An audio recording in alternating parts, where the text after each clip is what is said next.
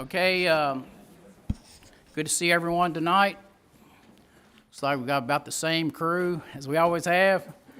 No really new faces, but we have the senior editor here from the Old Mirror. Good to see you tonight, Amanda.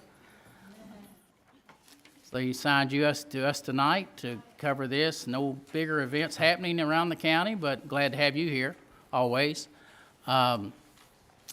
I would ask you if you would, if you have a cell phone on you, try to remember to turn it off, turn it down, or so you won't be embarrassed when some kind of song goes off or someone calls you and starts singing a song to you.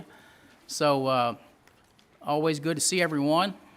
We have a pretty lengthy agenda tonight. We're going to try to hold the debate as little as we can so we don't overdo it, but we'll give everyone an opportunity to speak on any matter before the council. But that being said, we always want to say and pledge allegiance to our flag, so if you stand with me now, please do so.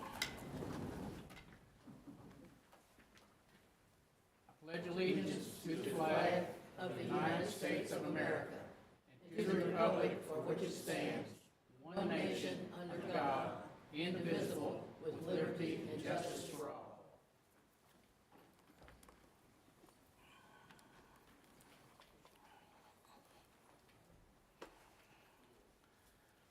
I guess one of the most important freedoms we have in this country happens tomorrow.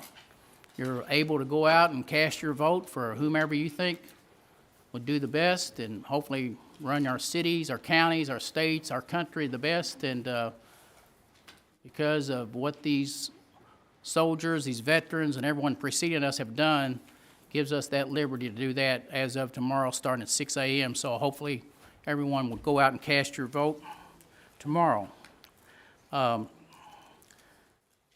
Stephanie, if you would call our roll, we'll try to get this meeting underway.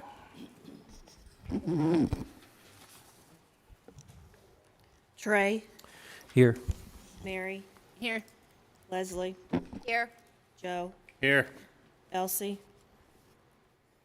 here, Andrea, Here. Bill, Here. Debbie. Here. We have a full council. I'll now call the meeting to order. And will anyone like to entertain the motion to approve the agenda before you tonight, or would you like to add anything to the agenda or even delete something? Second. Motion made by Debbie, second by Leslie. Any discussion on the motion? I thought one of y'all might have said it's too long. Let's shorten it a little bit. I said that. But a motion to approve and a second. All those in favor of the motion, let me know I'm saying aye. Aye. Anyone opposed? Motion carries. Okay, as we always announce to the general public so they don't think we're just moving through these next three items or so without discussion or oversight, the council has received this packet as of last Thursday afternoon. They received their minutes, their bills to be paid, and all the different types of things on the agenda. So if you've had a chance to look at your minutes, I'll entertain a motion that they be approved as presented. I'll make a go. I'll make a motion to approve the Motion minutes to as- approve is made by Leslie Wright, seconded by Bill Lamline. Any discussion on the motion? If not, all those in favor of the motion, let me know by saying aye. Aye. Anyone opposed? Okay, you have your payables before you. All the bills that have been paid in the month of October. Do we have any questions or concerns about any of the bills that have been paid or to be paid?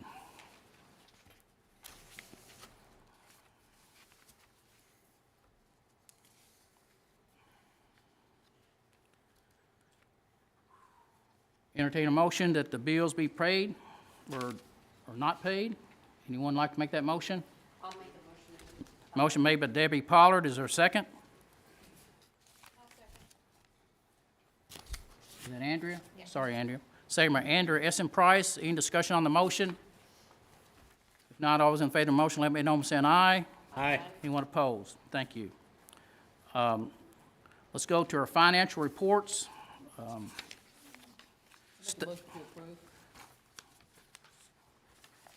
I'm going to give them a little bit of time to think about it, That's fine. but I'll take your motion. While they waiting, I'll second it. Okay, motion made and seconded. Any further discussion on the financial before you? If not, all those in favor of the motion, let me know by saying aye. Aye. Anyone opposed? We may be out here by 8 o'clock. Okay. Let's go to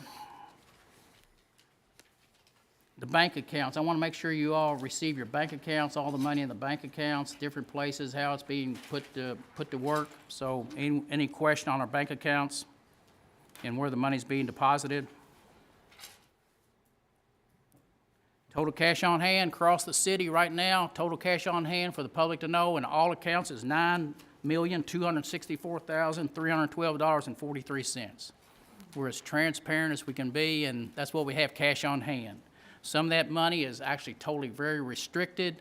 It's only to be used for certain purposes, so it does not mean that we can just go spend it. It's restricted for such things as paying off the Oldham Reserve debt.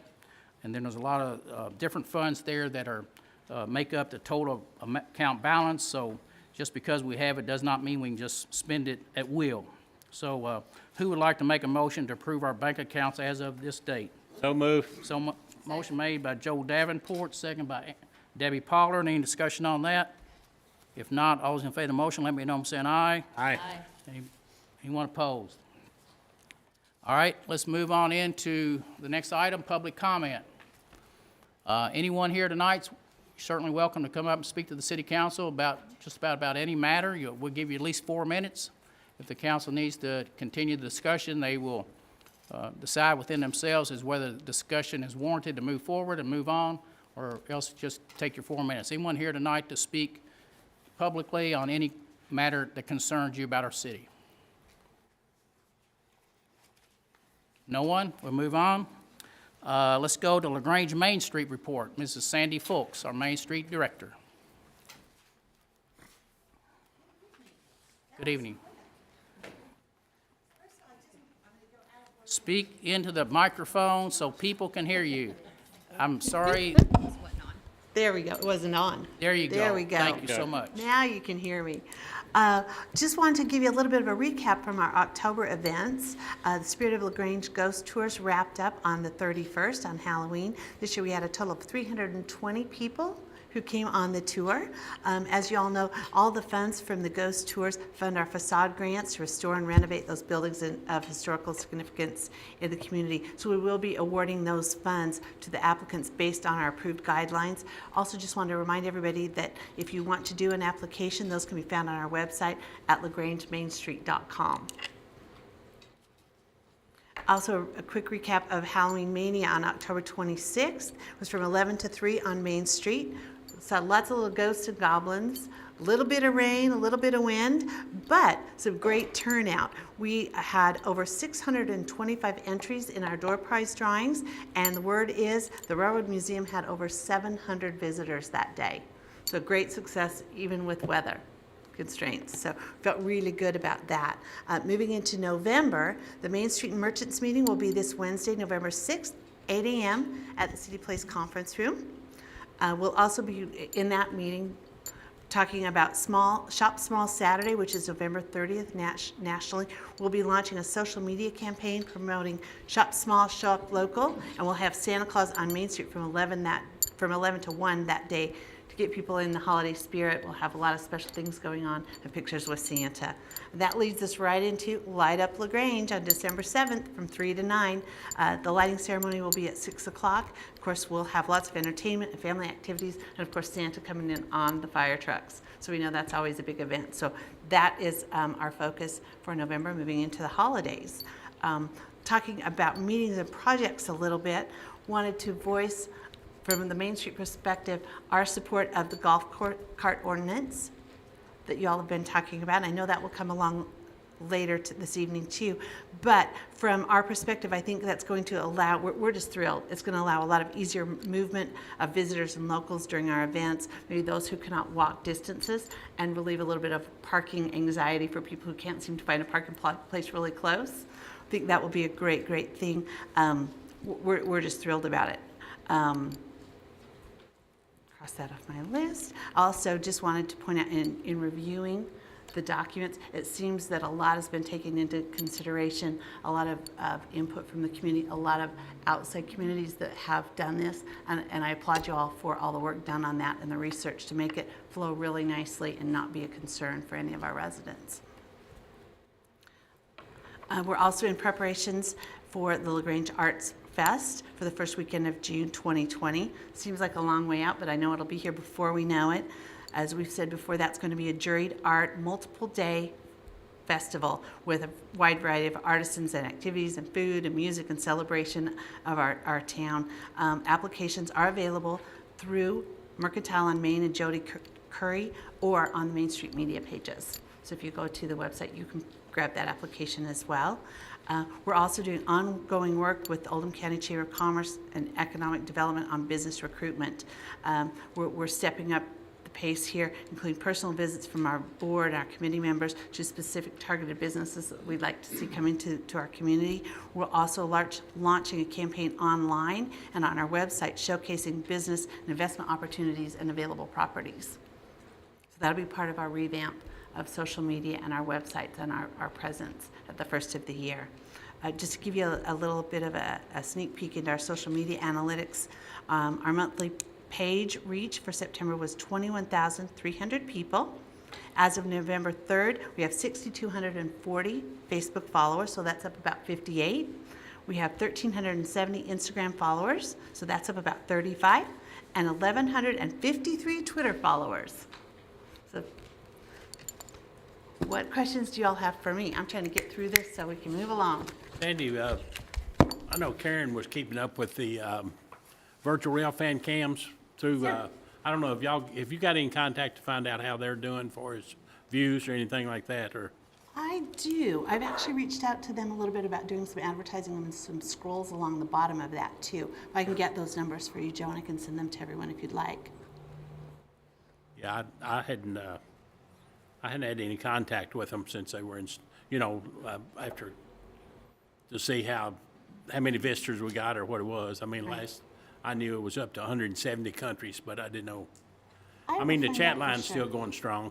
It is, and we get a lot of Yeah, when- response off of that and a lot of comments when we post something. We did the ghost tour. People saw the ghost tour going through. We got a lot of comments from that. And our little T-Rex, See, our yeah, that's what I was going to T-Rexes say. were a big hit. That was a big hit on chat line, yeah. That was a big hit on the chat line. Is there any chance to have like a T-Rex gathering in the town? Because I know a lot of people I have the costume, a lot of people do, and it might be kind of a fun promotion to do That'd be to really fun. get We on could the do rail cam, Yeah, a street party. What is it? A flash mob? A T-Rex flash mob. something like that. If we could time it right. I'll get those stats to you, Joe. If everyone would like them, I can send them to you. Yeah, I'd be interested to know. Absolutely. Appreciate the landscaping too. It looked great when I was down there on Saturday morning. So, a lot good turnout, a lot of help, and it was really looking fantastic. So, Yeah, it was interesting. Yeah, we thought we'd have a couple hours in there to get that in, depending on how many people showed up. And I kept watching the clock, and I thought, well, I'll order pizza. And I walked around to ask everybody what kind of pizza they wanted. And they said, well, we only have 3 more plants to put in the ground. We'll just eat more donuts. So you think it looks good now. You wait till next year. It's going to look great. Maybe we'll have lots of monarch butterflies at that way station as well. Anyone have any questions for Sandy? This certainly is your time to ask them.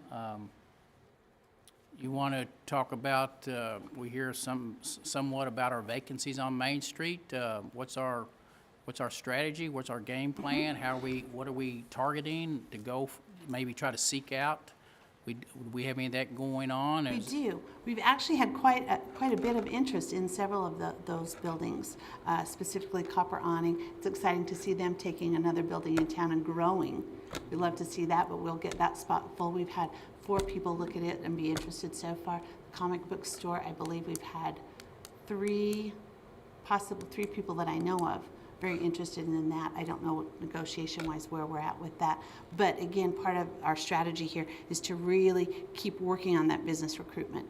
We talked about in our meeting about personal visits from our board member and committee members to specific businesses that we'd like to see that are very Main Street appropriate, Main Street friendly businesses that would complement what we've got existing on Main Street as well and build on that. So I think that's a really good way to go with that. Also launching a little different with an online campaign, promoting instead of an open building as it's awaiting a next opportunity. You know, what opportunities are there for an entrepreneur, someone who wants to open their own business or maybe wants to expand with an additional location, and targeting those folks to bring them in and get those businesses full. We're looking at some pop-up opportunities over the holidays too, because if anyone wants to see a good fourth quarter and finish out their year strong, it's a great time to do it with things like Light Up Grange and all of these events that we're doing over the holidays. So I think it'll be a win-win situation for all of us, but being strategic in how we're doing that and showcasing those properties and those opportunities for people.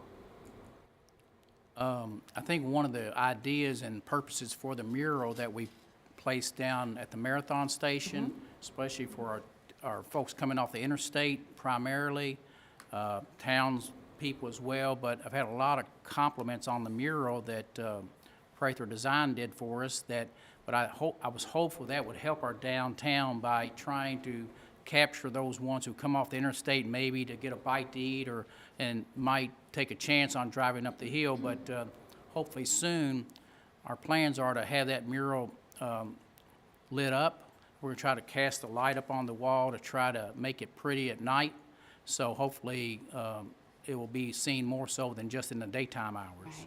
Right. So we may put a time clock on it, knock it down later into the evening so it doesn't actually work all night long, just not sure yet. But hopefully over time that will push people up the hill as we try to improve our 53 corridor and push them up into the downtown area.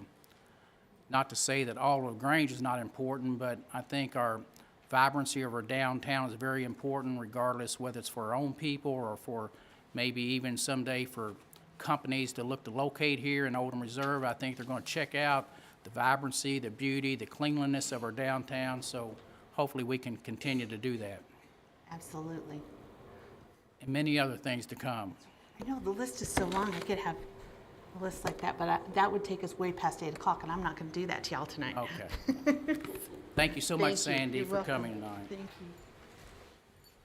Okay, that was item 8. Item 9, everyone, we've sort of stepped into a new idea here since we've been sitting here at the table, but I felt like it was certainly time to continue to recognize some of our volunteers through a process, through an idea, and I think we ought to recognize them while they're still actually walking and talking and moving and not wait till they're beyond that and now they get recognized. But I've always felt that volunteerism is important, and certainly it is in this particular area.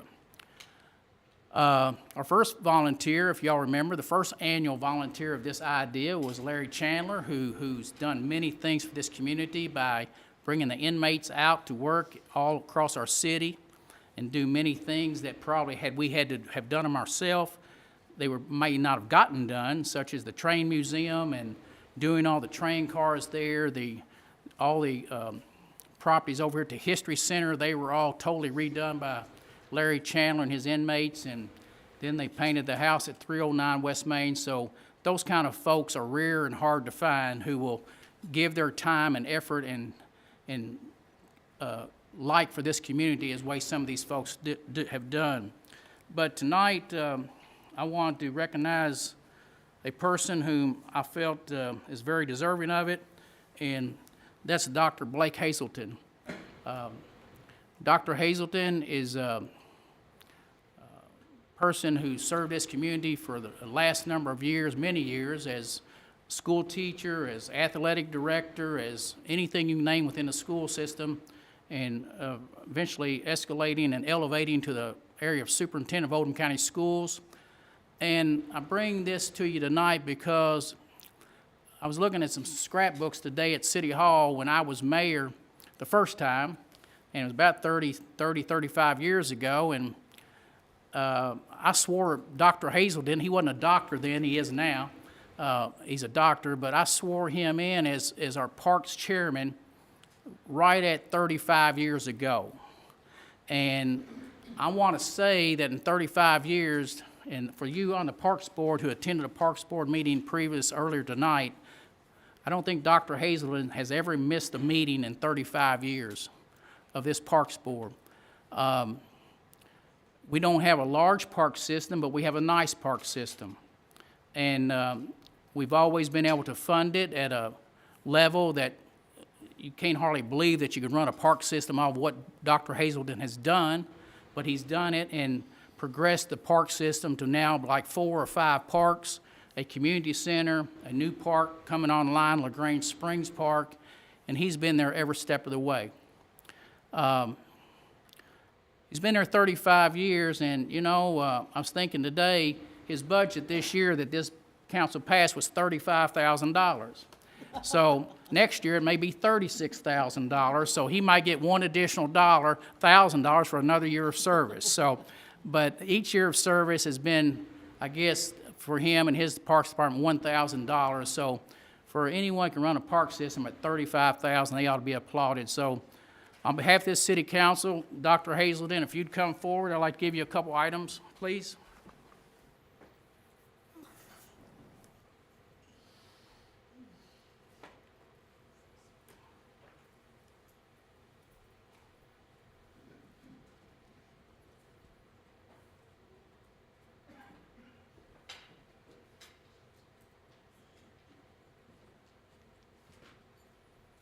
Evening, Dr. Hazelton.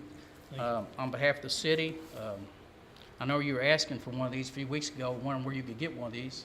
So I thought maybe we could get you one, and you thought they were really nice. So on behalf of the city council, I'd like to give you your fleece, nice flannel shirt, honorary community volunteer, Dr. Hazelton, and this honorary community volunteer award is given to Dr. Blake Hazelton to show our appreciation for 35 years of volunteerism to lead our city park system.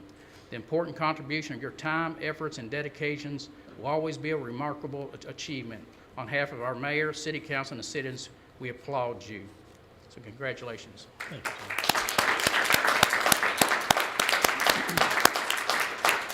Well, thank you, Mayor. I was in City Hall about 2 weeks ago and he was trying to sell me a shirt. And so I commented if I was going to get anything at, I wanted to buy one of these fleece jackets. And he said, well, you just have to wait on that. We don't have one for you yet. So I want to thank the City Council and certainly Mayor Black for the appointment 35 years ago, and also all the support we've received in the park system from several mayors who are sitting on City Council now and City Council members, and had a meeting earlier tonight at Mundo Park, and all 4 of the City Council members who have been involved with Parks Committee were there and have been regularly, and I think that really helps. And so it's been a very rewarding endeavor for me.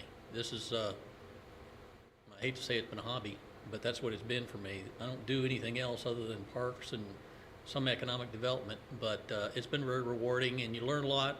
You get to work with good people and have great support, which we have from Public Works and Police Department and Utilities and all those guys. And so thank you for the recognition tonight. I think if I could say anything, it's we need more people to volunteer in this community. We got a lot of talent, and when you're sitting on committees or asked to do things, you see a lot of the same people doing them. And so what I would ask is we to continue to encourage people to step forward in your roles, and then also support them when they get there.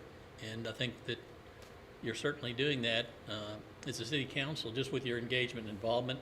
I want to thank Stephanie and ask her to convey thanks to the staff at City Hall. They're always responsive and helpful. And then also Jim Urban, who's here, would like to thank him for the many times that he's helped us with various projects, and Amy, that we've been working on. So thank you very much. And the meeting was ahead of schedule, and now I put it probably a little bit behind. But in any way, thank you. You're fine, thank you. Thank you, Doctor. Mayor, I'd like to say that I know you mentioned Dr. Hazelton's involvement with the parks over the years, but I think something you failed to mention was his involvement with economic development. And I know when I was mayor, he's a good sidekick to have, okay? I know sometimes I give him hell, but he's a good guy, and he's got the best interest of this city at heart. Thank you, Doctor.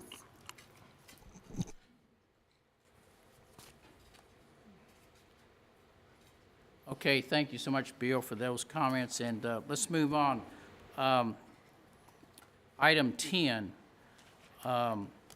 This is a idea and a thought and a compassionate position that this council person has taken, and she feels like at this time in our period of a lot of issues going on in our local governments, our states, our country, that she just wanted to step up and do something in the way of our item number 10, and that's being a city that she would like to describe in a proclamation. So even though the proclamation is signed by myself, it's something that Andrea has come forth with, and she said she would like to do this on behalf of herself and this city. So Andrea, it's your time. Thank you, Mayor. Would you like to read the final portion that you signed, and I'll read all the rest? You just tell them that I signed it and I'm okay with it. Go right Thank you. ahead. You just tell them what this is all about. Yes, absolutely. So this is coming on the heels of the Be Kind Oldham County movement. As a business owner, I hear the stories that are coming out of our community. I'm hearing about our bikers from Ironman who biked through our city and were so encouraged by seeing these signs and the ripple effects that this kindness has had. People returning shopping carts for other people and saying, well, I have one of those signs in my yard, so I need to be kind now. And you just don't ever know what one small act of kindness can do to encourage that in the remainder of our town. So I had the idea, and it was supported by the girls who started the kindness campaign, that we were going to, as a city, proclaim ourselves as the kindness capital of Kentucky, in the hopes of we set the tone here as a city, as a government. And with that said, I'm going to read the proclamation. Whereas kindness is defined as a state of being able to understand that another perspective is as valid as one's own. Whereas kindness is also defined as a purposeful action, acting in accordance to treat another with respect, despite any individual differences which may conflict with one's personal values. Whereas kindness means treating others as you would wish to be treated, speaking with temperance, honesty, and integrity, honoring the values of self as well as others, and acting for the benefit of the whole community, not just the individual. Whereas the Mayor and City Council of LaGrange, Kentucky recognize that kindness is a key component in ensuring a peaceful, positive, and prosperous community for our constituents. Whereas the Mayor and the City Council of LaGrange, Kentucky recognize the inherent kindness within our community and encourage initiatives promoting unity, peace, and prosperity within our city limits and beyond. Whereas Be Kind Oldham County, a grassroots kindness campaign launched by children Reagan and Rylan Richens, has improved the quality of life within the city of LaGrange, inspiring others to random acts of kindness which have encouraged and uplifted our citizens. Whereas the government, residents, and businesses of LaGrange shall unite with a kindness campaign to promote positive forward movement within our community for this generation and all the generations to come. Whereas this kindness campaign shall be a key component in increased tourism efforts to let the world know about the wonderful community of LaGrange, Kentucky. Therefore, let it be resolved that Mayor John Black proclaims the city of LaGrange as the kindness capital of Kentucky, and we encourage residents to recognize the positive impact of this title, to be grateful to those who are working to promote kindness within the city, and to find opportunities to give back to our community in some way, whether large or small. Thank you.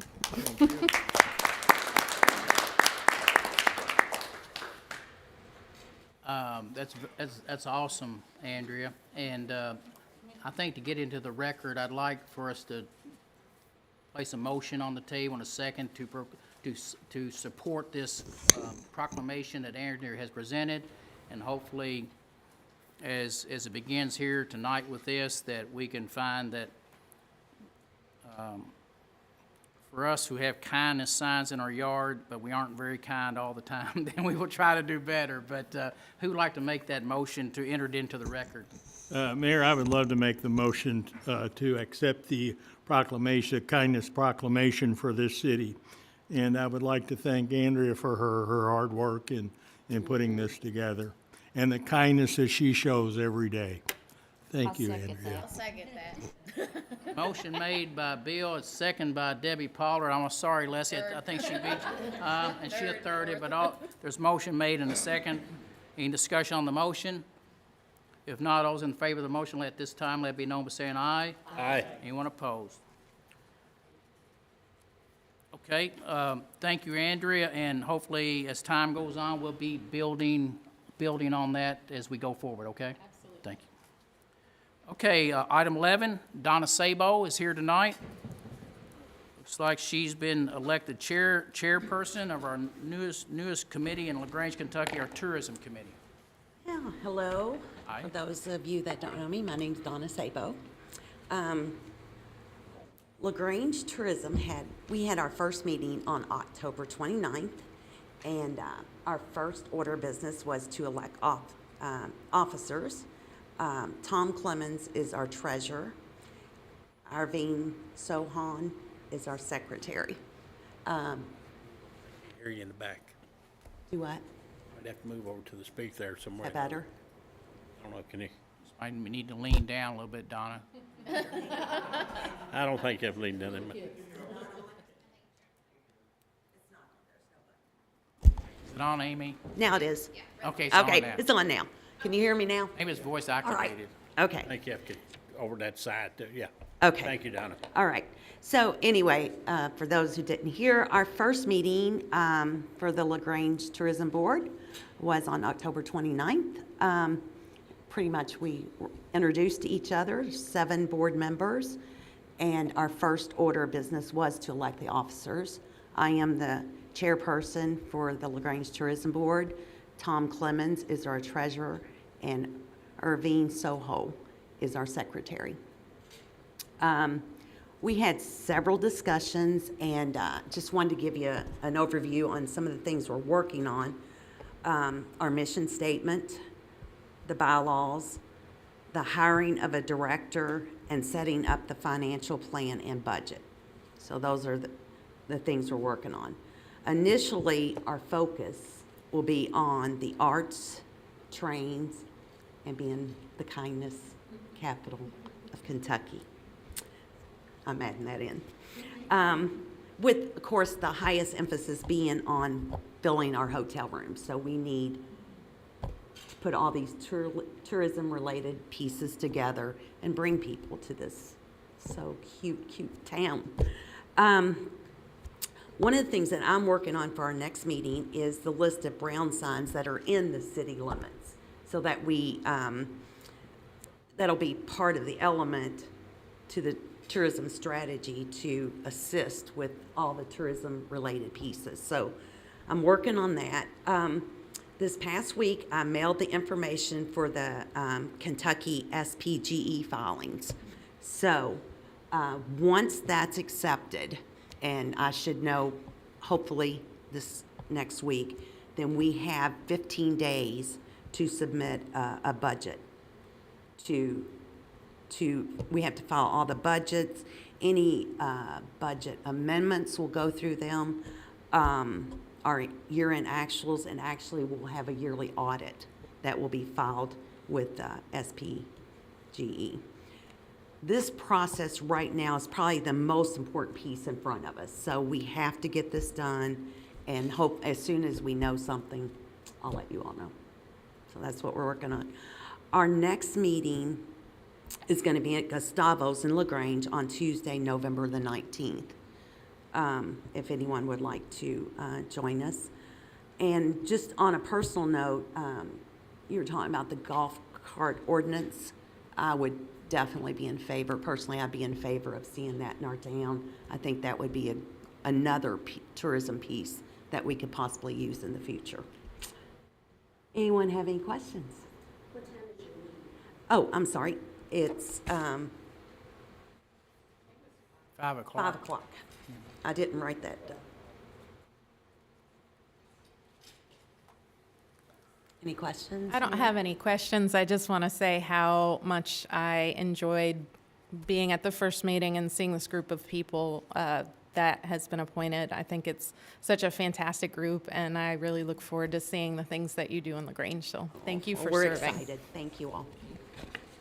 Thank you, Donna, so much for chairing that committee.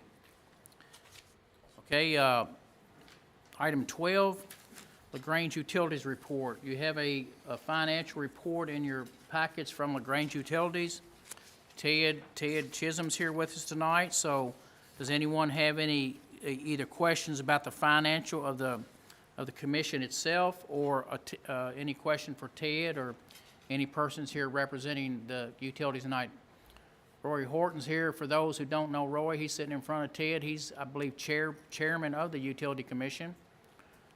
Roy's been in this city, I guess, as long as I have, all of our lives. So Roy's been here too. So we have Roy and Ted. Does anyone have any questions for either of them tonight about the operations of the Utility Commission? Okay, if not, I'll entertain a motion. We accept their report. Let's go ahead and get it in the record. So moved. Motion made by Elsie Carter, second by Leslie Wright. Any discussion on the motion? If not, all those in favor of the motion, let me know by saying aye. Aye. Anyone opposed? Okay. Item 13, Workforce Readiness, Oldham County. Katie Bechtold is going to come up, I believe, first on this particular issue tonight. I'll let her do her introductions. But this discussion to the council and to the city and everyone, this is a continuation of a discussion that began probably 6 months ago at least, maybe longer. But it's a discussion on City of LaGrange working in concert with what was beginning of the Oldham County Community Foundation on try to help some people primarily in LaGrange, Kentucky, get employed, be employable, and be a productive citizen of our city. This is part of that effort. Travis Rice, who's standing here next to Katie, he will, I'm sure, elaborate more so on that. But Katie, welcome. Travis, welcome. Joanne Hepperman, welcome. So Katie, if you'd like to lead this off, and everyone received a letter, I think, from Katie in their packets, sort of reviewing what's to take place here tonight. Thank you, Mayor. Good evening, everyone. After the mayor actually went over a lot of things that I was actually going to state. Move over so everyone can hear you. There you go. See if you Sorry. Can everybody- speak louder so everyone, Okay. the audience can hear you, please. Thank you. In the packets on Thursday, I did put together a packet from myself in regards to a project that was presented to City Council, I think in the spring, in regards to a 3-year project that Travis Rice and Joanne Hepperman, who's sitting behind me, with the Oldham County Community Foundation, had put together to really primarily help residents in Oldham County and mainly in the city of LaGrange find gainful employment when some probably are struggling right now, as we probably all know people who are looking for employment. The opportunity that was brought to us that was asked by the city of LaGrange and primarily Oldham's Public Bus was the key component of this project was the transportation.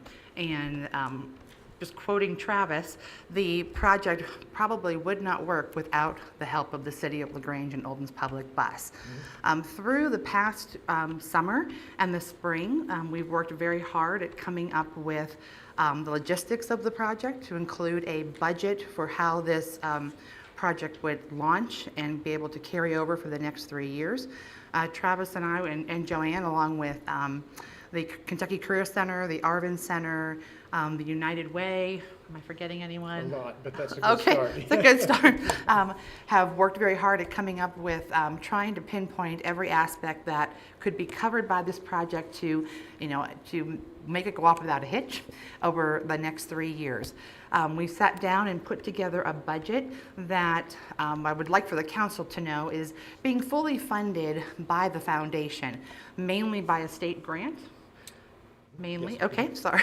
And it's not coming at any expense to the city. That was something I did want everyone to know, that we do understand that we work on a budget, that Oldham Public Bus does, but this project would not work if it wasn't fully funded outside of the city, which thanks to Travis and the many people that he works with, have been able to accomplish this, this feat of funding the project. I particularly am in massive favor of this. I think that the Oldham Public Bus, even though it plays a key part, there's many parts to it. I think that if the city can give back and help our residents find employment, whether it's in the city of LaGrange or Buckner, where a lot of the offices right now and the businesses are wanting to help, if we can play a part in that, I think it would be a great satisfaction to us and make us look what team player we are with these organizations to help that. I'm going to let Travis just kind of piggyback off me and talk a little bit about where we're at. We are looking at launching the project this week, actually Thursday, November 7th, pending the approval of the City Council tonight. I'm going to switch with you. Okay, thanks, Katie. And so, no better introduction than that. I mean, as you all know, because we were here back in the spring, this project has about a 15 or 16 month lifetime right now. And so this Thursday is a really big deal, and we're very excited about it. To Katie's very good point, the primary source of funding for the transportation component is coming from a $50,000 state grant towards your $82,000 budget. We have also raised private funds and private donations, public foundations and private foundations, and the fiscal court has put in $12,500 towards the project as well. Those funds are in the house, so to speak, so we are ready to go. We have had conference calls and so on. Katie participated, Mayor Black participated in our final conference call pre-launch, which was this afternoon at 3 o'clock, and we really are ready. So I'm mostly here to share enthusiasm and answer any questions you have about the project. So I'll just entertain questions right now, please. Okay, any council person have a question for either Travis or Katie about this program and this effort that we'd like to be a part of or wish to be a part of? Mayor, I sat down with Katie in her office, and we had a thorough discussion about it, and I had questions about far as what bus was going to be used, the maintenance on the buses, far as the person that was driving, if there was days that, I don't know what kind of schedule you got even for Thursday, how many people. I was questioning about how many people would be riding the two trips, or if there wasn't any, what was we going to do with the person that was going to drive the bus? If they came out to drive and there wasn't nobody there, how are we going to pay those? Is there going to be a minimum of hours from driving in to, if there wasn't anybody to pick up? So there was a lot of questions I had asked, and we had a thorough conversation on it. I think, what are you using, what is bus 12 or? Bus 12, yes. Bus 12 is being used. So that leaves us with, what is it, 95, 96? Correct. The buses we have. Yes. I don't know the mileage on bus 12, but if something happens, what do you do? I mean, what do we do if we have downtime on 12? If something happens to it, do you fill in with one of our new buses, 95 or 96, or all these questions that came up? There's a lot to think about. I'm not against it, but I'm just bringing these things forward that I had the discussion with Katie about. Being in office for 4 years and with Katie and us knowing what we went through with the buses as far as maintenance, and you never know what's going to happen to them and the time we have with them. So, and you know, if that bus, I don't know, you know, in the time limit, if we go 3 years, or I know it can be, either party can do it, the contract within 60 days could be changed, you know, with any party, but, you know, where's the bus going from, where's 12 going from 3 years to now? What if that bus has to be replaced, or is there going to be any funding to to help a little bit at a month, maybe to set aside for a replacement of a bus. So, is that fair enough? Yes. I mean, that's the questions that I've came up with, so. Great questions, Joe. That was one of the things when I was coming up with our budget, I had to think about very, closely and carefully, and think about not only the mileage that's going to be put on this bus. I had to figure out how many miles are going to go, daily when we actually do the Buckner work rider route versus traveling Thursdays to the Arvin Center and back for the training component of the program. I had to look at what the fuel was going to cost. I'm wondering, fuel costs are always rising. How do we estimate that? What about maintenance on a vehicle? We're not really putting a ton of miles on this vehicle over the 3 years total. I mean, I think I calculated roughly on, of course, give or take, we're looking at over a 3-year period putting about 23 to 24,000 miles on this vehicle. Not that much when you break it down, but I still have to think into effect about depreciation of the vehicle. I have to think about maintenance because that bus is going to be on the road every day. So those were things that I did calculate into our budget for approval by Travis and the organization. I also looked at our driver and finding somebody who would commit to a 3-year project in a very unique hours. This person would have to come in Monday through Friday in the morning to take people to work out in the Buckner area, primarily places like Treehouse, eventually maybe Fast Line, the Kentucky Reformatory, things like that. And then also on Thursdays, when we take them to the Arvin Center in the middle of the day for their program, the classroom time and so forth, and having that same person come back and pick these people up. And that was, to me, one of the biggest struggles was finding that person who would work an hour in the morning and work an hour in the afternoon. So when thinking about that, and after talking to the mayor and so forth about when we came up with our budget, to be fair to someone, I wanted to at least pay them for a minimum of 2 hours in the morning and 2 hours in the afternoon, whether they drove for 40 minutes and 40, to make it worth it for someone to have to come in and commit that type of a schedule. So that was what I put into the budget as well. We do have a driver currently who drives, who wanted to take this project on and has committed to this, and I'm really glad about that. I didn't know how hard that was going to be to find somebody, but he has committed and he is able to start, if approved, on the launch date of November 7th. So all of these things are the things that I worked into our budget, along with, I think there is a little bit of somewhat of a little cushion for things like unknowns that we know might come up or might not come up. But when it's all said and done at the end, when you look at 23,000 miles over 3 years, and I had to come up with like depreciation, there is like a calculation you have to use for that. We are getting money to put towards, if necessary, another bus. We are using right now our oldest bus because the other buses do run 12 hours a day on a 12-mile route. So I really wanted the buses logically to be the ones that are running the newest buses on that. Now this bus does have a new engine that we put in a year and a half ago. We've had no real issues with it. If something were to happen on a day, we do have that spare bus because we only do run the one bus a day. If we had to use the other bus, we could. But one of the things that I was appreciative of being put into the contract was the 60-day notice for all parties involved to be able to say, we've done this for a year, it might not be working for us. There are a lot of unknowns that we together have talked about that we don't know may come up. This is new, this is brand new. And though it's exciting, we also realize there could be issues that come up that we aren't thinking about right now. So with that clause in place, if we had to back out or had to come out of this, we have that option to do so, along with other parties that are involved in the project. Does that answer a little bit? Travis, could you tell us and the public a little bit about the training component?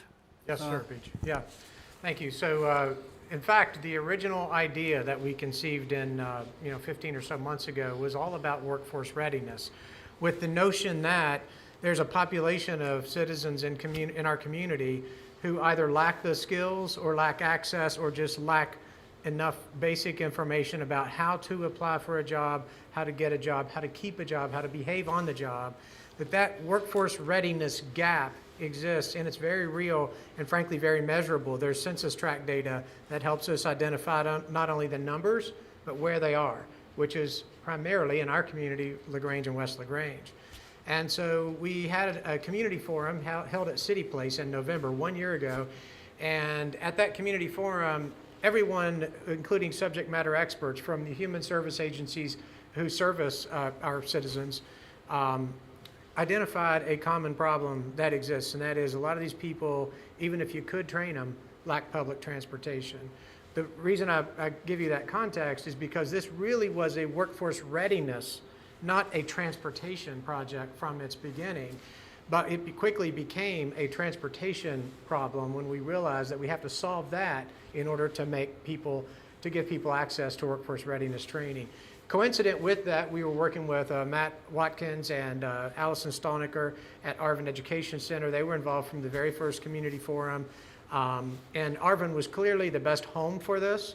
They are clearly the right place, not only because they're an institution of education, but because they're educators, and because they actually have a mission to serve the community beyond the public school students. So it all kind of came together at Arvin, which is, of course, in Buckner and outside of the city of LaGrange. And so Joanne came up with a great idea. Let's talk to Mayor Black. Mayor Black entertained the idea enough to at least explore it, then invited Katie in another meeting, and one thing leads to another, and we're actually solving the transportation problem vis-a-vis Oldham's public bus. The workforce, back to your original question, Beach, the workforce readiness training itself will be, there's a structured curriculum put together by Kentuckiana Works, an organization based in Louisville that is one of 8 such organizations around the state of Kentucky as part of the Kentucky Career Center. And Kentuckiana Works' primary mission, and these are my words, not theirs, it's really to help people help people become more employable and employed. Okay, so that's really what they do. And at the Community Foundation, we are not subject matter experts in public transportation, nor are we in workforce readiness. We're trying to find gaps that exist in the community. Where does the need exist? Build a solution around it and raise the money for it, and then hand it over to those subject matter experts like Kentuckiana Works, who will conduct these every Thursday workforce readiness training sessions for the next 3 years at the Arvin Education Center. So the project owner, if you will, once it executes, is actually Matt Watkins, the principal of Arvin Education Center. Then Kentuckiana Works will be the classroom educators. It's their curriculum they've created in conjunction with us. We've held employer forums. We've had one at Easton Westbrook, which was attended by 10 or 12 local employers in Buckner, who helped us define what those workforce readiness skills gaps are for their situations, and it's not the same for every employer. Construction employer has a different need than, say, a Treehouse Foods assembly line or factory line kind of employer. So, sorry for the long-winded answer, Beach, but the answer really is that the workforce readiness component was the original idea. It is probably the thing that actually solves the most family issues in the community, and transportation is the way we make it happen. I think I've got a lot of notes here, but one thing I want to make sure that the council understands, anyone that goes to work in the Buckner area, they're not riding there on this $82,000. They're going to be paying us $1.50 per trip, per way. So if they ride down to the reformatory and there's a person that their parents, the kids go to Grange Elementary and they gave us a specific name, this would work great for this person that needs to go to Grange Reformatory. That person on a trip down there, and if that's the only ride for that day, our bus driver is guaranteed 2 hours. He'll take that person to the reformatory, get $1.50 from him, drive back to LaGrange, get off his bus and go home. That's the way it's gonna work. So to think on anyone who's gonna travel to any, cause you know, this has a work component in it. It's just not workforce readiness at the Arvin Center. We're gonna be running buses intertwined with this, not buses, a bus, and trying to actually make money over and above the 82 to cover our costs and make a little bit. Correct, Katie? Correct. I Yes. mean, yes, ma'am. So, If I may add, this is less about your approval than it is important color to have around the project. As a project around workforce readiness, we have different things that we would look to measure success. And we're going to look to those and we're going to measure those things. And it has to do with how many people attend workforce readiness training and how many people then get jobs. That has less to do with public bus system. But there's another very important component to this project that evolved as we began working with you guys and figuring out that public transportation was a critical component of the project's success overall. And that is that this Monday through Friday bus route that gets added to Buckner, from LaGrange to Buckner and back, all by itself is an easy thing to measure success for, because whether or not someone attends workforce readiness training on Thursdays, and whether or not they even need the bus to get there to training, I think the most important component to your all's consideration is we're going to fund and provide something that does not exist today for people to have jobs in Buckner and live in LaGrange and pay $1.50, each way. And so to us, when we look at ways to measure success, I think that one is probably the more sure way of having success with our project. And that is workforce readiness. We're giving people the access to employment. So it's still mission accomplished from where we stand, so. Do you foresee expanding it beyond just the soft skills of interviewing and networking to like how to drive a forklift and Yes, or so maybe great. do chemistry or? Great question, Beach. And it is beyond the scope of our project, but it is not beyond the scope of Matt and his team's capabilities, right? So they look at it like, they being Arvin Education Center, look at it like we're here and we have capabilities and we have the great potential. Now, we're not providing that, but if this program is successful, I think a lot of things could come from this. I think that Arvin becomes something more than it is today to our community.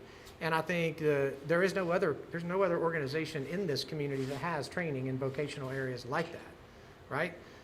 Right, so I think it has a great potential to grow beyond the scope of this project. And I know that attitudinally, that's where Matt's head is as well.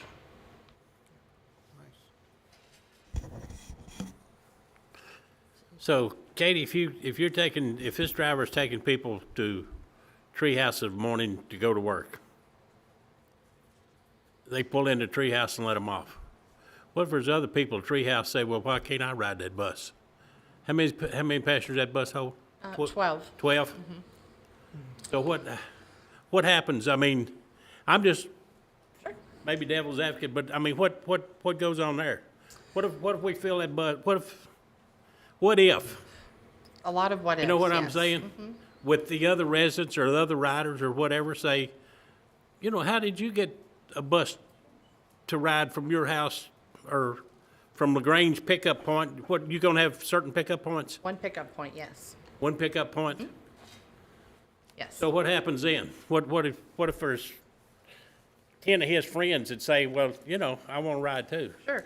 And I mean, I know they're paying $1.50, but that was one of the questions that came up in the beginning that we went back and forth over, because at the time, we didn't know how many riders we would even be taking. I don't think right now we know exactly how many would be going on Thursday. What I do know and is... that? I'm sorry? I mean, you got Thursday? We don't know yet. We don't know yet. We don't know Oh, yet. you don't know if you got any at all Thursday or not? I do not know yet. Okay.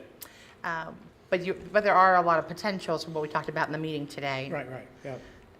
Just to add a little. Go ahead. So how's these people getting notified that that's available through Travis? Are you? Well, so may I? Yes, Okay, absolutely. So there I are had to- several ways to answer that question. I'll start by saying, we consider these first few weeks to be kind of a soft launch. You may have noticed, we haven't done a great big promotional campaign yet. We actually plan to do that. We have all kinds of resources reaching out and contacting some of these families. Great example, LaGrange Elementary. Okay. So Heather Thomas and Graham Reynolds are very involved in this project. Home web, yeah. And the families they serve are largely the same families we want to serve. Okay. And they are all over this. So Heather informed me today they have 3 families that they've already talked to, had real conversations with, and I said, so will they be on the bus Thursday? I don't know the answer to that yet. Sure. So I guess it's 2 ways to answer your question. It's going to probably ramp up over time, so this Thursday is not an indicator of what the future holds. And how do we feed the system? Metro United Way, Erica Price is also integrally involved in this. She's kind of the identifier of people in the communities who have these needs. Kentuckiana Works themselves through the Kentucky Career Center. They actually have a database right now of, did she say 1,650 people in Oldham County who are registered as seeking employment through the Kentucky Career Center. So there are multiple ways that the feeder system will feed people. But I love your question because as much as that is still a problem, it's a good problem to have. If we're filling that bus, then Sure. we're doing good. course, And yeah, if it'd be the a- seats are taken, mission accomplished as well. True. Yeah. But what we talked about was the training classes are free. So they're free, and I suppose the folks that sign up for it will get a little card or something. So it's first in, first in, first out. I mean, they'll get in free, and if there's any extra seats, we'll make some money, $1.50 for a ride. Any other questions for either of these folks standing here? Please ask your questions, and, we're gonna ask for a vote here in a moment, so I'll just go ahead and say how this came about, as far as I'm concerned. I've told Travis and Joanne, who appeared at my office 7 or 8 months ago, there possibly could have been a mayor sitting there that said, that's not our mission, that's not what we're here for. We're here to do just for LaGrange only and not extend that. But I tell you what, there were rumors that back in the day when I became mayor that I was going to do away with the bus service as we know it. But I never said that, but I know today I will never say it, and I hope no one ever think about it, because it's unbelievably who depends on that bus every morning, every afternoon. I see them in our establishments around the town. They thank me for keeping the bus service intact. They need it. They can't do without it. And these types of folks just love this bus service, and it gives them opportunity to get to employment. It gets them opportunity to get to the doctor, to the hospital, to the Rollins Company, to McDonald's, to everywhere. And when Travis came to see me, I said, this might just be one more extension of what we're doing for the people who don't have the ability to have a vehicle to travel in, and maybe we could extend it one more time. Possibly, if this thing takes off the way it might take off, then I think at that point in time, Travis and his team, Oldham County Fiscal Court, we're all going to have to step up and say, maybe this is something we need much larger than LaGrange, Kentucky in Oldham County. It may go to that degree, because we might find these pockets of poverty, these pockets of area that people would like to be employable and would take a bus service from Crestwood to Buckner if they could get a job there and have transportation. So that's a longer thing out into the future. So I told Travis and Joanne, I said, you all could have might got turned away quick had someone else been sitting here, but I decided not to do that, and I went to Katie. And I feel like she's got these numbers covered to the best that she can based on the unknown. And we've got a clause in here based on the unknown. We have 60 days to escape. Either of us do, escape out of this situation, but we hope we don't have to do that. We want this thing to be successful, and we want the people, certainly in our city, finding a way to work. I understand Joe's concern, certainly. That's a concern of all of ours, but I think when that time comes, I will have to find, and we will have to find the ability to keep it in place and keep it moving. Always, maintenance is a concern, but I think Katie has some of those maintenance numbers built into this budget.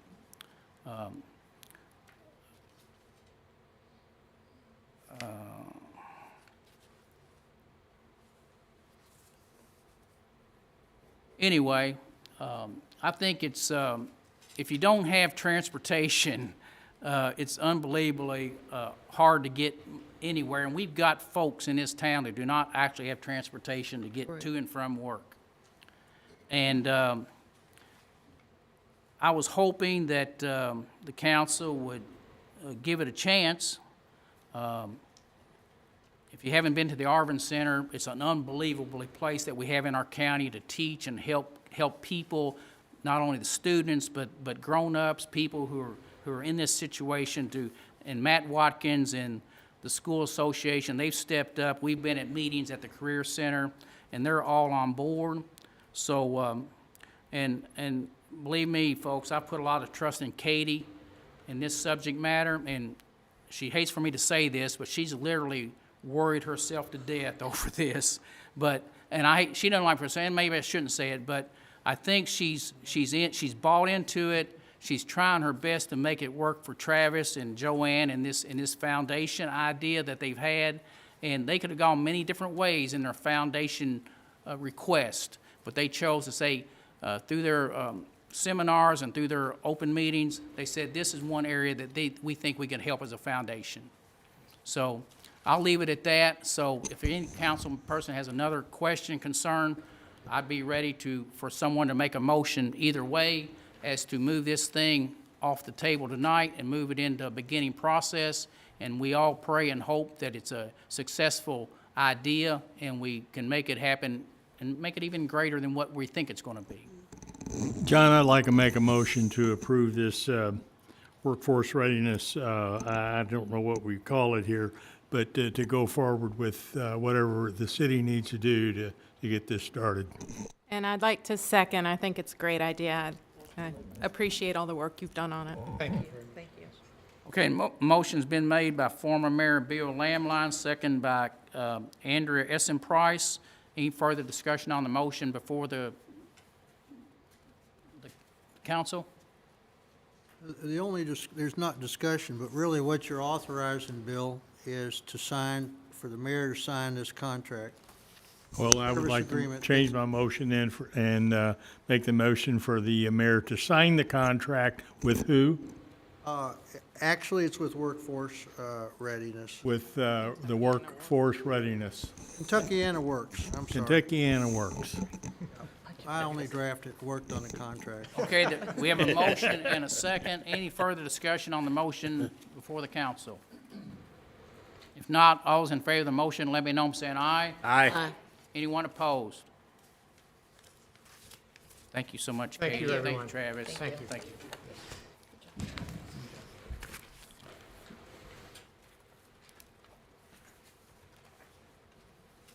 Okay, let's go to item 14. We have introduction of first reading of ordinance 14-219.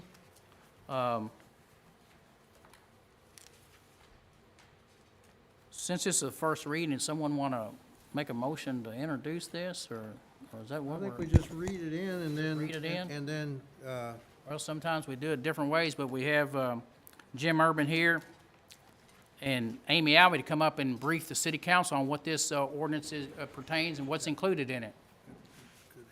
Read it first, or you want us to make it? Well, I doubt we're going to read the whole thing. Okay.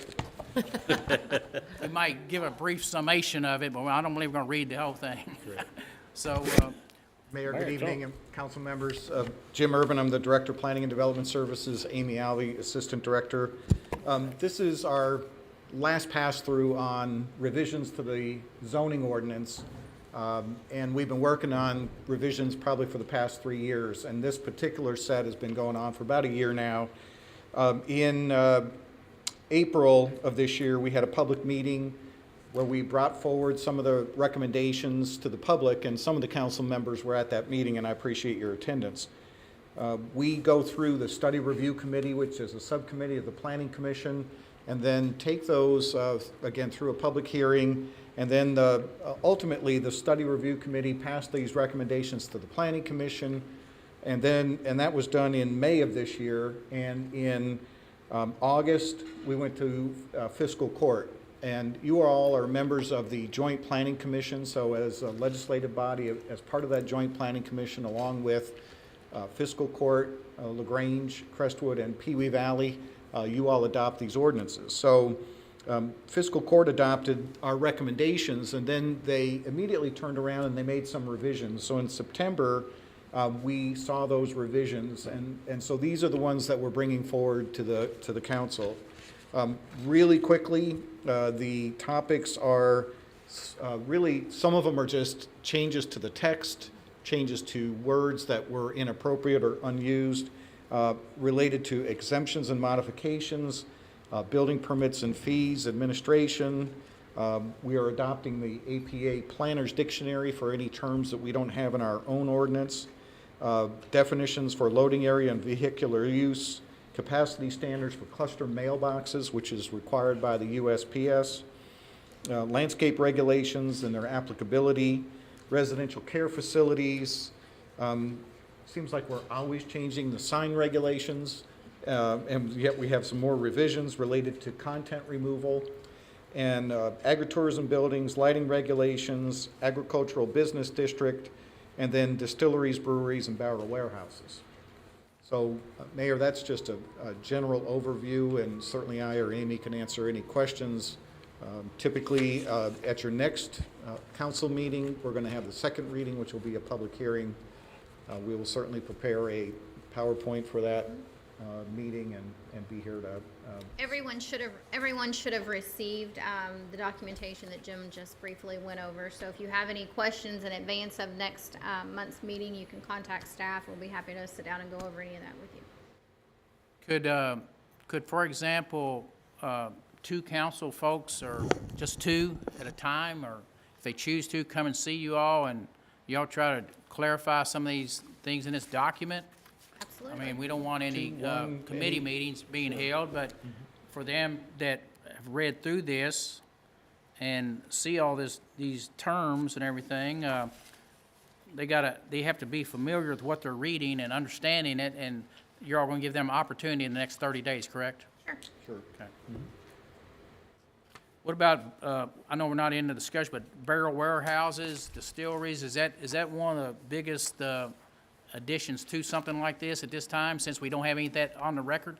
Sure, that is a big one. I'll have Amy explain that, but another one that's important is the content removal for sign regulations. There's been a case which really eliminated the ability that we used to have for regulating signs that were off premises, and in order to understand whether it was an off-premise sign, you actually had to read it. So when you read something, you can no longer do that. A lot of folks, and maybe you've all seen the David Pike training. He's been telling us for a couple of years now that any content-related sign regulations need to be out of our regulations, or they could be deemed, all of them could be deemed illegal. So that's a fairly big one. We never had any lighting regulations before, so that's a whole new category. It was something that we had to study real well, and Amy did a lot of research to come up with the lighting regulations. If you want to talk specifically about distilleries, we can tell you about that briefly. Anyone have any questions for Jim or Amy tonight? If you do, it's, just minor questions. Amy's got a fistful of documents there. I hope you don't have to read all of them. I will not lie and say my presentation will not be long at the next hearing, but that's why if we meet in advance or you email us questions, we can get a lot of those questions knocked out in advance. This is the epitome of being prepared. As usual. As usual. Okay, if not, we'll proceed with our public hearing next meeting, and you might want to hold on, you all, for the next item here possibly, whatever. Okay, thank you, Amy and Jim.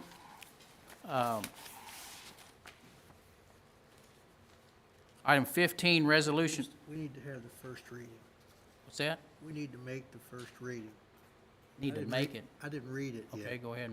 I'm now about to prepare to read, and for summary, the first reading as required by the KRS of ordinance number 14, series 2019, which in summary is an ordinance adopting revisions and updates for certain sections of the existing Oldham County Comprehensive Zoning Ordinance.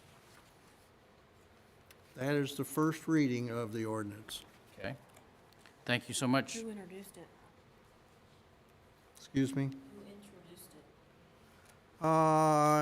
it? It is introduced by the Planning Commission. Okay. Thank you, Counselor Craigmile. You're welcome.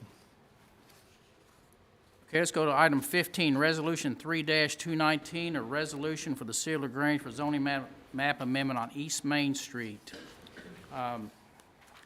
Maybe some of you all will recall, or maybe some of you heard, but we did have a meeting a few months ago, and the meeting was about, and letters were sent to the neighboring properties that could and would be affected by this initiated zoning change on behalf of the City of LaGrange.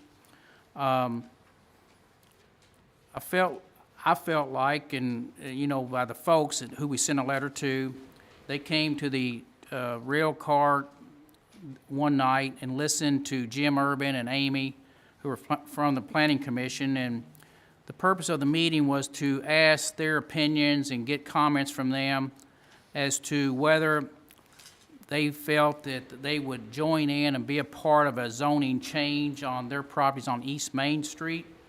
There are approximately 14 properties there that extend from Cedar Street on down to Mulberry Alley, and there's one house beyond Mulberry. All those in attendance that night, we felt, I think there were 9 out of the 14 who attended, and I believe my numbers are correct. I think all of those, 9 of those spoke in favor to try to move this process forward. What it would mean to the houses, it would mean that they would have a new zoning designation, which would, so maybe a new term in planning zoning rules and ideas, be a C-N neighborhood, a commercial dash neighborhood. Does not mean they would have to leave their neighborhood. They could stay there and live. They could operate a business in perhaps the front of their home. They could sell their property, would not have to then go through a zoning change, but be qualified to go ahead and operate a business there, such as a bookstore, dog grooming, whatever would come under the classification in the CN zoning. The representation, the new board of directors from the Railroad Museum, they were in attendance as well. They felt it would be a terrific idea to try to extend Main Street in a commercial type environment neighborhood to the east, because they felt that it would bring more people down that way, more so if in fact some of these properties could someday become a little eating cafe, a bookstore, a sign shop, or whatever. We do have a sign shop there in the neighborhood at the moment, being Manly Signs, but with her designated zoning of R2 or R zoning, she's not allowed to even put a sign out in front of her yard because of her present zoning, even though she operates a home occupation permit there. So I think it's those kind of things that maybe we could try to continue to allow to happen. One of their requests were, if in fact this were to go forward, they felt like maybe if we could, the city itself could petition the State Transportation Cabinet and ask for the first portion of what we know as Jericho Road down to approximately Mulberry Alley. We would take that piece of road into the city and let us control the ingress, the egress to those driveways as they come onto what I refer to as Jericho Road. So that's what you have for you tonight. It's a resolution to move this idea forward. If it were to move forward, we will have a community meeting again, which has to be done.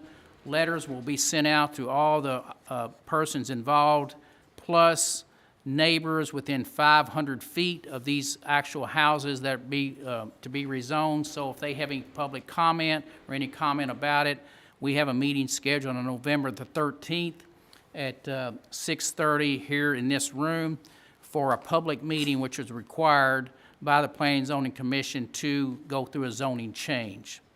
So that's basically it. If the council has any questions or any concerns, Jim and Amy are here as to what could possibly go in those properties or not go in there. But otherwise, we have a resolution before you if we were to move in taking this forward to the Planning Commission for a public hearing. John, when and where was that meeting? November 13th? That meeting, if in fact it's needed, Leslie, will be right here at 6:30 on November 13th for the public meeting to, which the letters will go out this week to all these folks involved and plus the neighboring community within 500 feet of the affected properties. They will also get notified that they have a chance to come and voice themselves publicly. Okay, thank you. So is there anyone willing to make a motion to move this forward off the table, or? So moved. Second. The motion has been made by Elsie Carter, second by Leslie Wright. Does any other city councilman have any questions or concerns or ideas or comments to either Jim, Amy, or myself about this matter and moving forward on it? None? If it does move forward, it will go to the Planning Commission in November, and then we'll come to City Council in January. So the city council, they come to planning commission for your all's body to be heard, and then the final decision, by listening to the people, the city council would have the right to either accept it or deny it at the city council table at a public hearing. In January. Okay, January. Yes. Legally, procedure-wise, the this resolution, you know, is an action by the city council, okay? So you guys are making the, you're resolving that you want to at least explore this zoning change. And what happens if you make this resolution? It's required. The Planning and Zoning Commission has to have a resolution from the city in order to take this step to even schedule the Planning Commission meeting and put this before the Planning Commission. Planning Commission will then hear arguments, make a recommendation as to what they think, and then it then goes back to us, and then you all make a decision whether to pass an ordinance changing the zoning map. And then I believe all 4 or 5 members of the Joint Planning Commission have to approve it, or just us? Okay, so just us has to approve it, not Pewee Valley doesn't have to okay it, correct? That's correct, yeah. Okay. It's you're the legislative body that has the final say-so on zoning map amendments within the city limits. Okay, thank you. We have a motion, a second. I felt too, you know, yes, we've had a little vacancy pop up in our downtown, but I think some of the council persons have said recently that as far as vibrancy in towns of our size, we've been very fortunate to keep our buildings full and vibrant, but I think sometimes turnover is not bad because now you get a few things you might want to seek and go after, so it's not all that bad. But I think too, if you travel these small towns and you're looking for tourism, that Grange downtown needs to be more than 1 or 2 blocks if we can add to that. And I thought that was a basis and a reason to try to extend the commercial opportunity to see perhaps if we could extend that Main Street idea, and maybe we don't want to be a brown county, but we want to, well, maybe we do, maybe we don't, but we need to probably have a little bit more opportunity with some things that might perhaps go in one of these little houses if that were to happen. So we have a motion, a second. Is there no further questions? I'm going to call for the question. No further comments by anyone? All those in favor of the motion, let me know. I'm saying aye. Aye. Anyone opposed? Okay. Thank you all. And like you say, you're going to have another chance at this at a public meeting of the city council, and we may hear different opinions that night and maybe even change our opinion, but we will be hearing it in January, y'all say? Okay? Secondly, This November the 13th meeting in the council We just come to the public hearing? Yeah, we just come. It's not And our y'all- meeting. Y'all present that, right? The Amy? November 13th meeting is called a neighborhood meeting. So Right. if it was an individual person that is rezoning an individual lot, they're required to have a neighborhood meeting to get comments and answer questions from their neighbors of anyone that's within 500 feet. That's the November 13th meeting. Then we will take that information, it goes to the planning commission. The application based off this resolution tonight will go to the planning commission. And I'm sorry, I don't remember the date, the 26th, I believe it's the fourth Tuesday. And then we will present that information, the request on behalf of the city to the planning commission. They will recommend approval or denial to Right. city council. And then it will come back to city council in January, and then you all will vote whether or not to approve the zoning change from R2A to CN, commercial neighborhood. So the planning and zoning could actually kill this if they didn't? No, they can recommend denial if they wanted to the legislative body, and the legislative body has the ultimate But we have the decision. They're final say, only right? recommending, What I thought, yeah. yes. So what you've just authorized is for the mayor to fill out an Yes, application and sign to apply for this Right. this, and now we have to have the meeting with the community. There's about 140 people we have to notify that are within 500 feet of these 14 homes on East Main Street that will be rezoned. So they'll all come right here, and then we'll just have a public meeting and tell them what it's about. And then, then that will meet that component of the requirement of a community meeting first, and then they'll have the 26th, there'll be the Planning and Zoning Commission, and then it'll be back here. Okay. Any more about the resolution itself from your No, standpoint? that was, Okay. it's Okay. passed. Thank you, Beach. Thank you, Amy, thank you, Jim. Okay, item 16 is Resolution 4-219, it's a resolution for the city of Grange to take over ownership and maintenance of a portion of Kentucky Highway 2853 Jericho Road.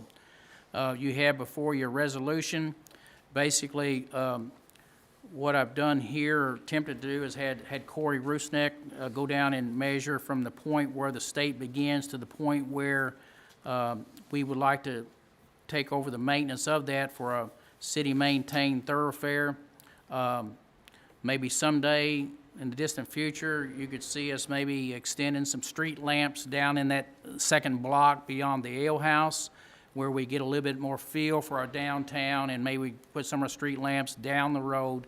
Nothing today, but at least it would give us the opportunity to have the road within our jurisdictional purview, and we could do things such as lighting, maybe some safe crosswalks to get from the sidewalk over to the train museum, things like that. And then we'd also control, with planning and zoning, the ingress, the egress to the street from the front of these properties.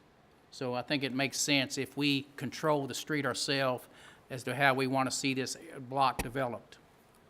So this, I talked to the State Highway Transportation Cabinet at District 5, and they said, Mayor, we'll give you any street in Kentucky you want. You just write a resolution for it. And said, but we do have to have a resolution approved by the city council asking for the piece or section of road to be relinquished back to the city, and said, you get us a resolution, more than likely we'll do it for you. So that's what this resolution here is about tonight. So anyone want to make either a motion to accept or deny this resolution? This was one of the requests that the participants that night at the train car asked for, if we could get this piece of road into our city jurisdiction. I'll make, Motion Seconded. made by Leslie Wright to allow me to go ahead and request that the state of Kentucky give us this piece of road. Is there a second to that? I'll second. Second by Trey Kamer. Thank you, Trey. Any discussion on the motion before the council? I did have just a real small question. I attended that meeting. It's not a really long piece of road. You even have the measurements here in the resolution. What's the, I guess, estimated additional cost for the maintenance and upkeep? Do we have a number for that? No. No? No. Okay. Whenever Corey says it needs to be paved, we'll pave it. Or if he says it needs to be ditched, we'll ditch it. But I think by us having it in our jurisdiction, we can sort of deal with it the way we do with any city street in our street system. Correct, Corey? I guess what I'm getting at is the street length isn't very long, so the maintenance on it is probably going to be minimal to our annual budget. It's more for the general public. We're not taking over miles of a roadway. It's a small portion. Right. It's 1,000 feet. Right. 1,000 feet. Okay, we have a First, mo. yeah, first thing we need to do is put a stop sign at Cedar and and Jericho Road. I think you can do that already, Mayor. No, because- they put one up and actually, I don't know who put it up, but the state took it back down about 3 days later. I didn't do it. I know you did. Okay. Okay, we have a motion and a second. Any further discussion on the motion before the council? If not, all those in favor of the motion, let me know by saying aye. Aye. Anyone opposed? Okay, thank you so much, everyone. And we again hope this proves to be a good move on our part. We hope and pray, and hopefully that's the way this will go. Item 17. Second reading and public hearing of ordinance 12-219, an ordinance on property maintenance code. Beach, Yeah, Mr. this'll Perry might be- give yeah. me some advice from your council's table. Well, I'll do the second reading and summary again, and then we can have a second and a public hearing after that. This is a second reading of ordinance number 13 of the 219 series, an ordinance relating to the, I'm sorry, I got them reversed here. This is ordinance number 12.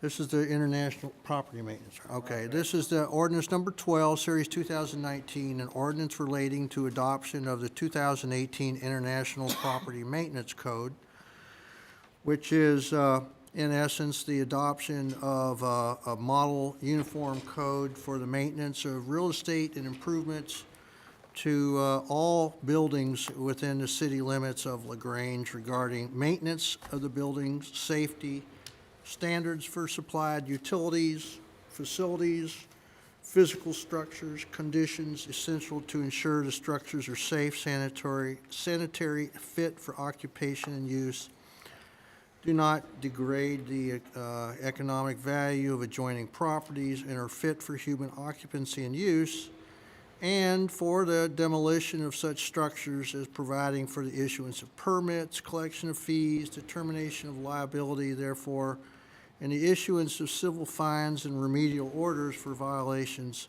by the Code Enforcement Board. And so that's a reading and summary of the proposed ordinance.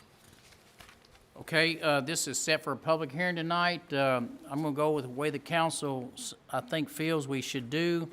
It's been done numerous different ways on how we go about this, but I believe this council is used to making a motion to go into a public hearing. Motion to go into public hearing. Second. Motion made by Leslie, second by Trey Kamer. Any discussion on the motion to go into public hearing? If not, all those in favor of the motion, let me know by saying aye.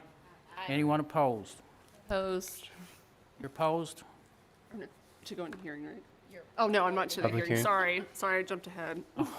Okay. Okay, so you're okay to go into public I'm hearing? good. Okay, I'm sorry. Ignore me. Okay. Okay, we're in, the public hearing process, as always, gives everyone the opportunity to speak either in support of or against, or any way you want to position yourself in any ordinance that comes before the council. This is a public hearing, so at this time, I'll call on staff. If you'd like to come forward, please, because you may have some questions coming at you. So please come up, Stephanie Winter. She's our code enforcement officer. She's the one that will be administering this code before the city. Stephanie has done a lot of work in this area, continues to work in this area, and it's Stephanie's, I guess, suggestion and idea that would give her more latitude to do some things in our city that presently she does not have. So welcome, Stephanie. So please brief the council on the intent of the code. Okay, the intent of the property maintenance code is just that. It's property maintenance. It's to ensure safe, healthy environments for people to live in. It's living standards. It's not the structure of the building. It's whether the roof is leaking and it's not being repaired. It's whether there's a railing on the second floor and there's no banister, you know, for kids to fall off. It's basic living conditions. It's really, really spelled out, pretty detailed in very small. I mean, it's easy to understand, dry to read. But it is, you know, I get calls all the time from people saying, hey, you know, the big one's a roof leak. We've got a hole in the roof.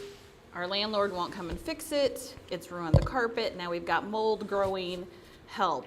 This would give us the tools to help those people. It would also help with blight and like dilapidated buildings. If you drive through the city right now, there's a couple places where, I know there's one house that has the shutters on the front of their house are like bent and hanging down, and it looks really, really bad. But you know what? There's nothing we can do to tell them to fix the shutters on the front of your house. We just have to let it look bad. I've had calls from tenants at a really nice apartment complex that have said, my kitchen sink fell in, and it's been going like this for 2 months now, and I can't get the apartment manager to come fix the kitchen sink. So these are basic living conditions to ensure that you have hot and cold running water in your kitchen, hot and cold running water in your bathroom, to make sure you have a shower or you have a tub, make sure your toilet works, make sure your doors close and lock, make sure you have glass on the windows of your house. We have a house right now in the city that was being rented to tenants that did not have glass in the windows. There was nothing. There was no screen. There was no glass. It was the living spaces of the house. So the tenants had to go and put plastic up, do something, because they could not get their landlord to come fix the windows. So these are basic living conditions. Minimum standards. Nothing huge in here, just minimum standards.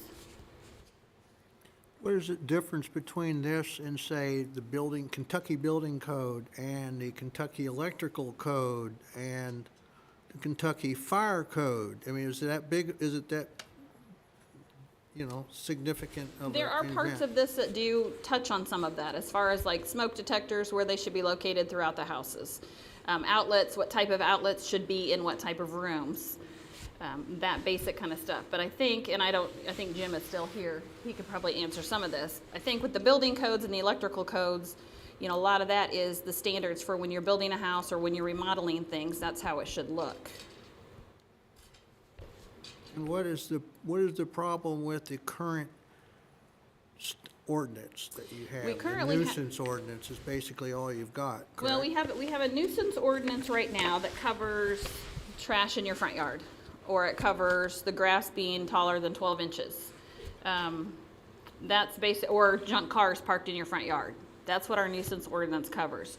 We do currently have an ordinance for unsafe buildings that kind of covers a little bit of this, but there's not, the way it's worded, there's not really a good step-by-step instruction on how to resolve it. What it says to do is come before city council and let you guys decide. So there's no enforcement. There's nothing I can do to enforce it to make these people do anything, and it really doesn't cover a lot of things. It covers a few basic little things. You know, it talks about fire protection, it talks about lights, it talks about minimum dwelling space requirements, but it doesn't touch on all of the things that you would need to live in. Okay, Stephanie's here. Does anyone have any questions before I move on to the next item of the public hearing? No further questions for Stephanie at this time? Okay. Thank you, Stephanie. Is anyone here tonight that is in opposition to the ordinance before the commission? That's in the public? Anyone in the public in opposition to the ordinance before the city council?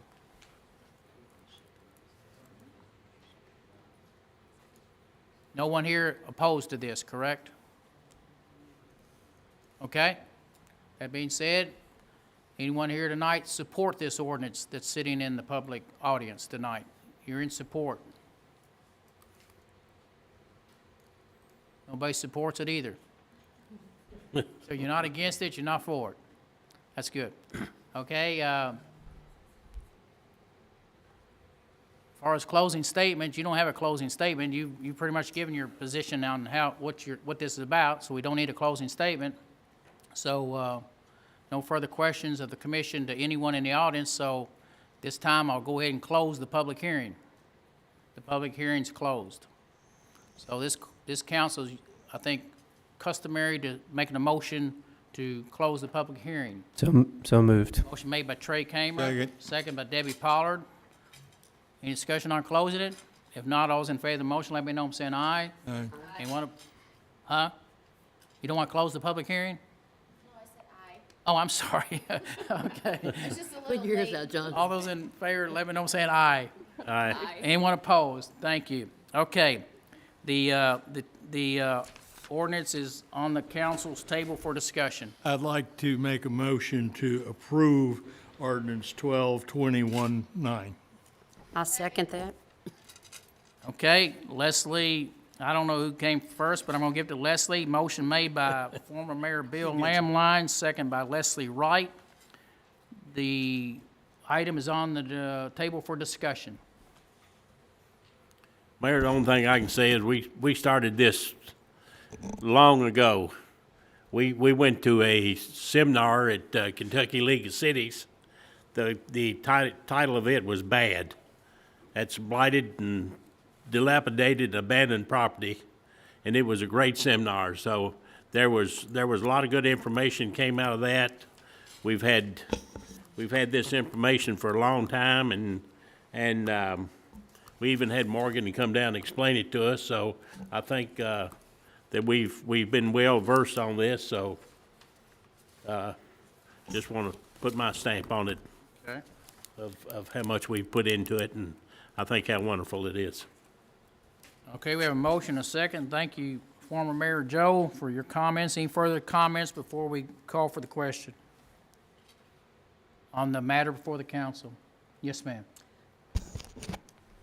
I believe that this is much too stringent on homeowners here in the city of LaGrange. I think that there are things in there that I have read, and I can name a few, that need to be changed. It needs to be vetted better before it's passed. Okay, any one of those, would you be willing to cite any one of those to the code enforcement officers to get either a better clarification of how it will be handled, or you just assume it's going to be that way, there's not going to be any discretion to it, correct? What do you mean about that? Well, Explain it. on the issues you say that it's too stringent on a particular homeowner, such as, got any such as there? A silly one is requiring screens on everybody's house. I went through the city today, and there are many homes who don't have screens on their windows. Please come up, Stephanie Winther, and explain that to the audience and to the camera so people understand what screens on windows means or does not mean. I know what it means, but yes, she needs to explain it. Okay, the screens on the windows are for ventilation. They are not required on every window in every house. Each house has to have proper ventilation. If there's an air conditioning system in the house, you don't need screens on the windows. If there is no air conditioner and you have to have windows that open for ventilation, and they are required to have insect screens on them to protect from the insects coming in. But if you have air conditioning, then you're not required to have screens. Now, we talked about that today, didn't we? And I was assuming and hoping that if someone who's renting a piece of property and they said, we have no air conditioning, we don't have any means of ventilation in this house, so the only thing we can do is open our windows, Stephanie Winther. But when we open our windows, there's no screens either, so bats and varmints and everything just fly in because we're trying to get some air in this place. This is what you're talking about, correct? That is correct. But you're also not talking about going to homeowners individually who own their own property who decide not to have screens on their windows, correct? That's correct. We are not doing a door-to-door sweep on every house in the city. We are going to be complaint-driven on this ordinance. And if you don't want to put screens in your window, that's your choice. But if you're renting it out to someone, you have to provide them insect screens, or you have to provide them, proper ventilation. Does that help you out, Mayor? Help me out how? and help you out in saying that a person who rents a piece of property and there's no air conditioning in it, that they should be entitled to a screen to get some air into their unit to keep everything else out of their unit that they don't want in their unit. Should the property owner at least give them a screen, at least? No, they should not, they should move if they don't want to rent that house with no screens. I mean, this, I think it's a choice that you make, and if they want to put screens up, they could. I mean, we control so much of people's lives. It's almost like we're push-buttoning everyone, and I resent that for everybody, not just, I mean, not for me, but for everybody. Is it okay for me to speak or not? Sure.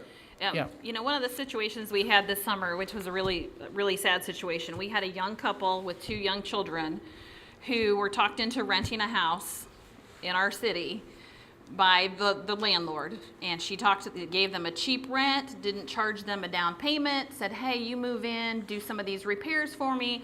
I'm going to give you the paint so you can paint the outside of the house for me. That way you don't have to pay a down payment. This is all going to work out great. So this young couple with their 2 young children moved into this house, and it's probably one of the worst houses we have in LaGrange right now. I finally did with the unsafe building ordinance. You know, I kind of told her she can't rent this back out again until she makes some repairs. And I have pictures here with me, but it's the ceilings in all of the rooms were leaking. Paint was chipping off. This is the house that had... You don't need me revealing that house. They had it was a 2-story house, and when you went up the stairs, the vent pipe for the heat was right there in the middle of the staircase when you went up, and it was not covered, contained, anything. They said, well, we have to tell the kids not to touch it because it gets hot. The railing, half of the balusters were missing from the railing, so they had to make sure the kids stay away. And the landlord did not feel that there was anything wrong. Again, it's a young couple. They don't have the money to hire an attorney. They don't have the money to get together for another down payment on another house, and they were completely taken advantage of, is really what happened. And we're trying to prevent that. We've got a really nice city with really nice houses, and we don't need landlords like that coming in and just trashing things and renting them to unsuspecting people. They have eyes, don't they? They have what? They have eyes, don't they? Again, they're a young couple. Well, They were again, a young easily couple taken- should they have were eyes, and they easily should taken either have advantage parents of. or advice or don't do it.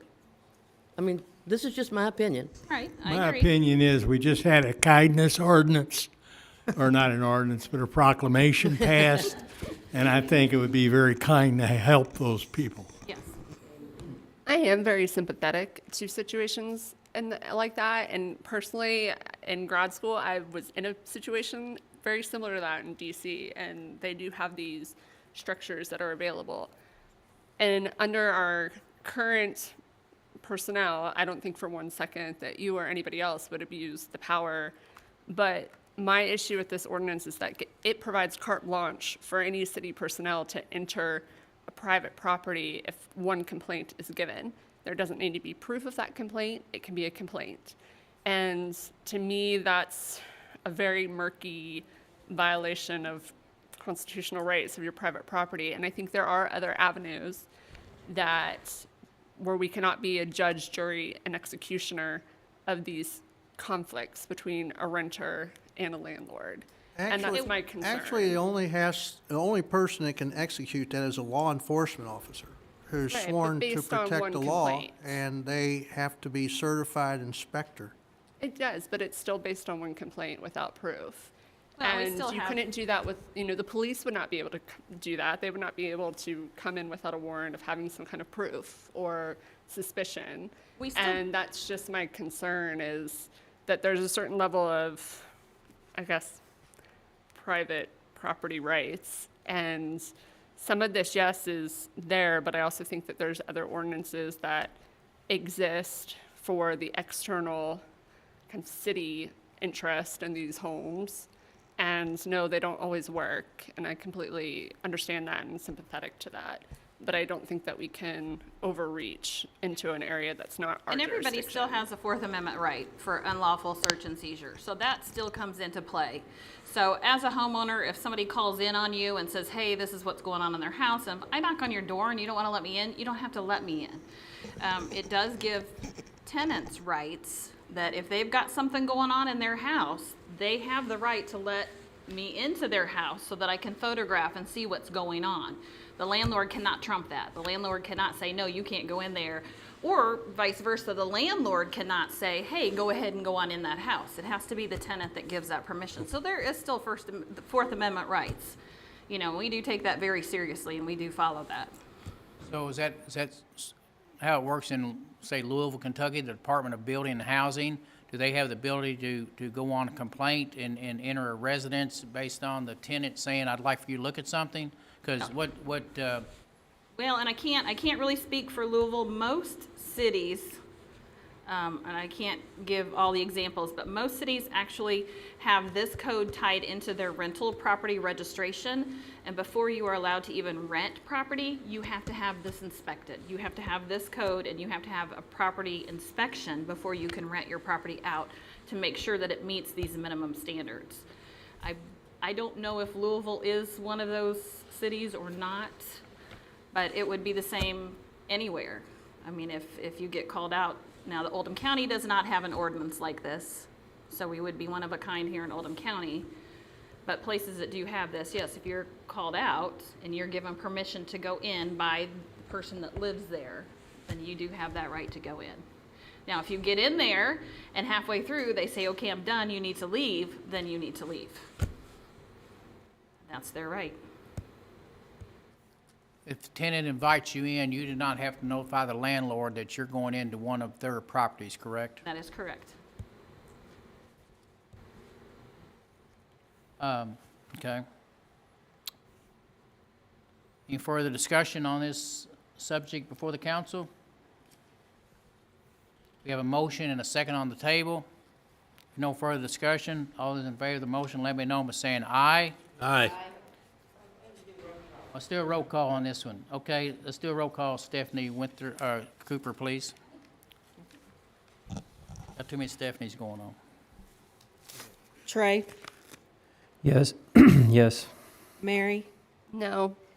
Leslie, Yes. Joe, Yes. Elsie, No. Andrea, Yes. Bill, Yes. Debbie. Yes. 6 yes, 2 no. Motion passes 6-2. Okay. Okay. Appreciate everyone's concern and debate on that subject. Let's move on to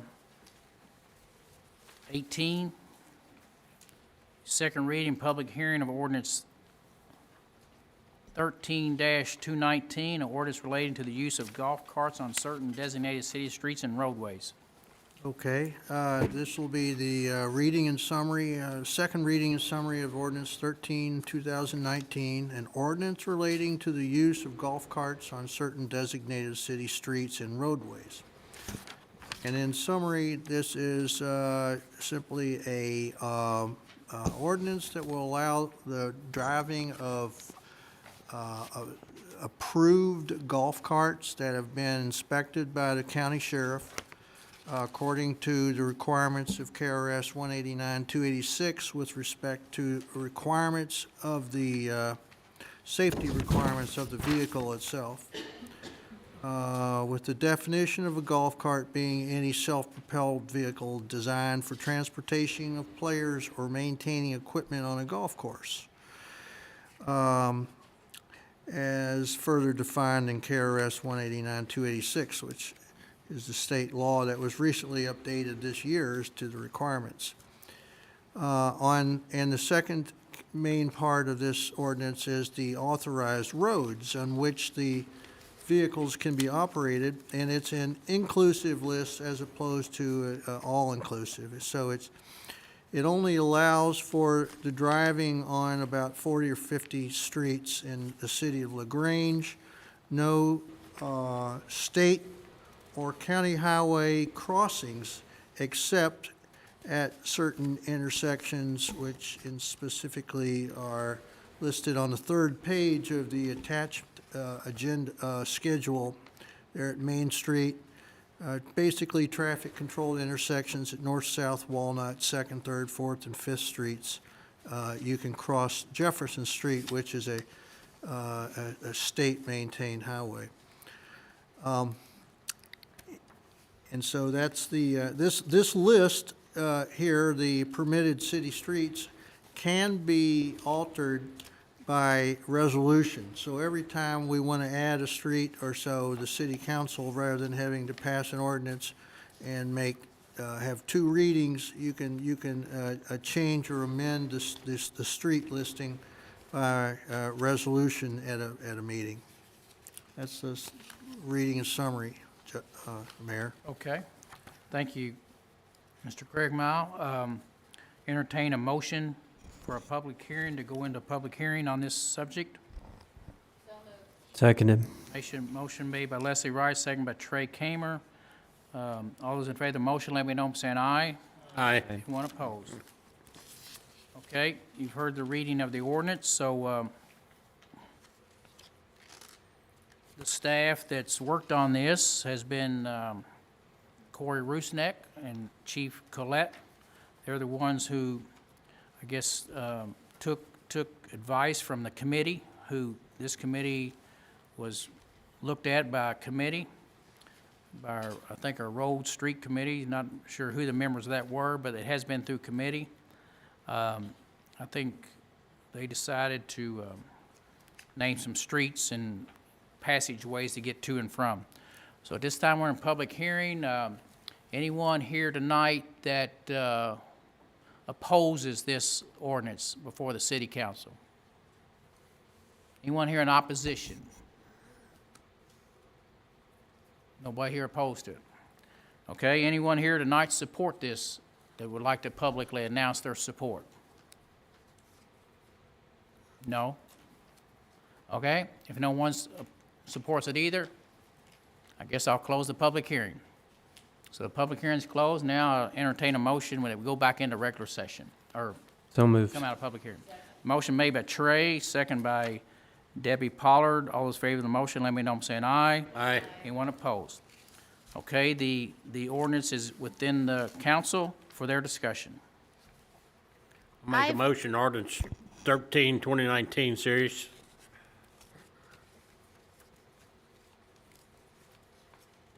You make a motion to approve it? Yes. Mayor? Yes. I'll second that motion. Second by former Mayor Lamline. I actually had a question about it. Okay, I you tried to you spit it get it right now. We have a motion and a It's second. open, Now, it's open now for now it's questions. time for your question. And I'm not sure if this would be addressed to us or who it would be addressed to, but when Sandy was giving her presentation, she mentioned that the golf carts would alleviate parking, and I'm just wondering, I looked through the ordinance again, and it may just be me not knowing, but where are golf carts allowed to park? If it would alleviate parking, it sounds to me like they wouldn't be able to park in a parking place. So where would a golf cart park if they're going into the city? They're basically going to park a lot of places. You know, they're going to park in parking spaces, designated parking spaces, I'm sure. Okay. They'll probably pull up in someone's front yard. They'll pull up in someone's backyard. I was over in Madison a couple weeks ago, and they're pulling every which way. You know, they ride them. You know, the seniors over there love their golf carts. I talked to them personally. One guy mows yards in Madison. He just puts his golf cart on the back, mower on the back of his golf cart, and goes mow some grass for people. So they do different things. But to answer your questions, Leslie, they're going to be parked in places that the police are not going to cite them, I'm sure, but they have to abide by our rules and regulations of traffic parking rules, I would say. You know, I just don't think, well, they just got to park legally in places that the police won't cite the person because they've got a driver's license and they can ticket them. Okay, I Or was put a just, ticket on their golf cart. Correct, Chief? yeah.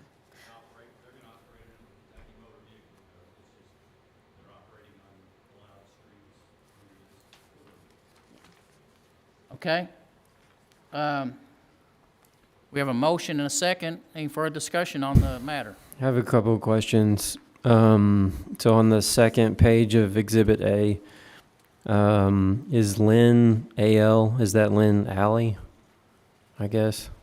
What did he say? It's towards the bottom of the second page of Exhibit A. Where are you saying, Trey? I'm sorry. Right about, Elm? I mean, I have a question about Elm since we're talking about that one too. Should that say Elm Street? Or ST, I guess. Seems like some of them say ST, some of them actually spell it street.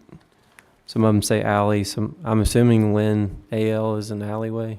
Lynn. Where is that? Please Oh, come he's up. talking about Elm. Is there an Elm Alley?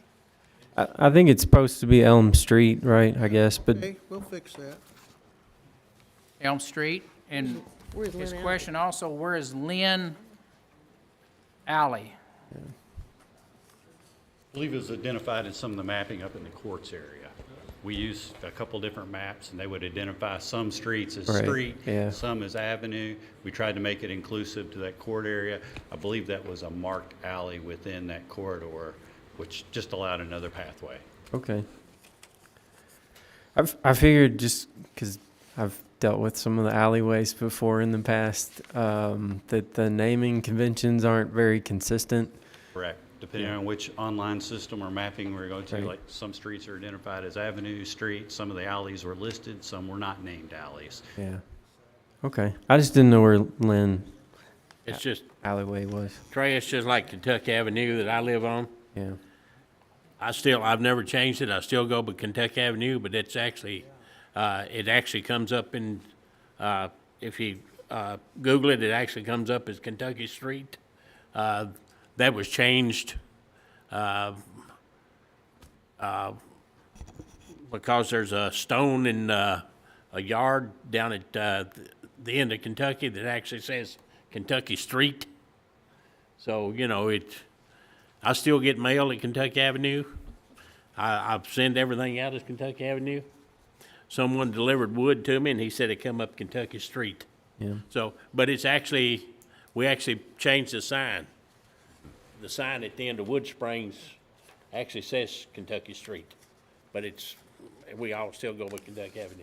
And if it didn't get conveyed, probably should have brought it tonight, but at City Hall is the map that we drew a lot of these street names from, which has been color-coded, helps give you a visual of how these corridors run and how they link into the main street areas or to one of the park systems.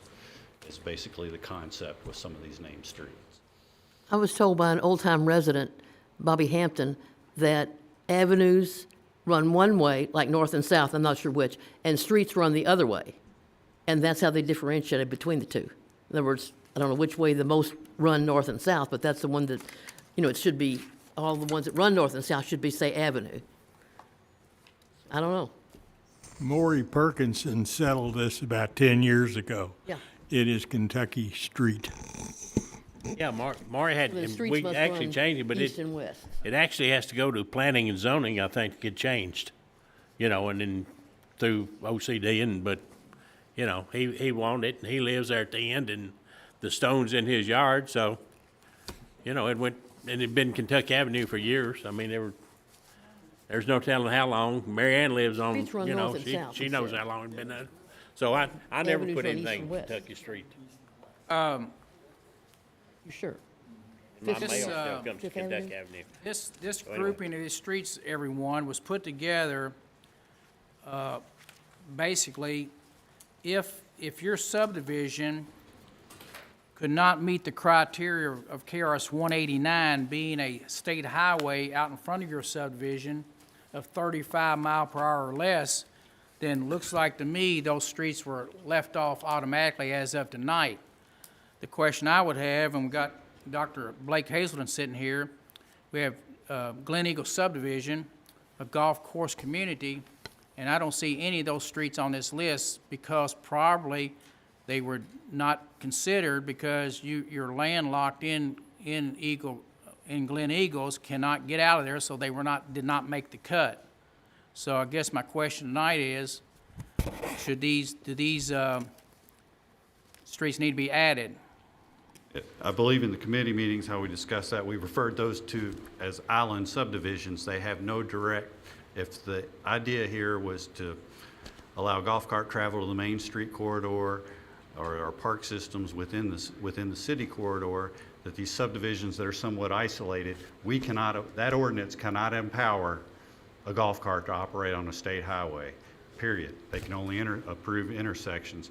So we're sort of delving into an area the city government want to get into dictating what goes onto that subdivision that's not having a direct travel route to the downtown area. We referred to maybe allowing those subdivisions, their independent HOAs, to come up with an elective system, how much participation or agreement there is in that subdivision, then come to city council for adoption, where it's placed in your lap, so to speak, to determine if.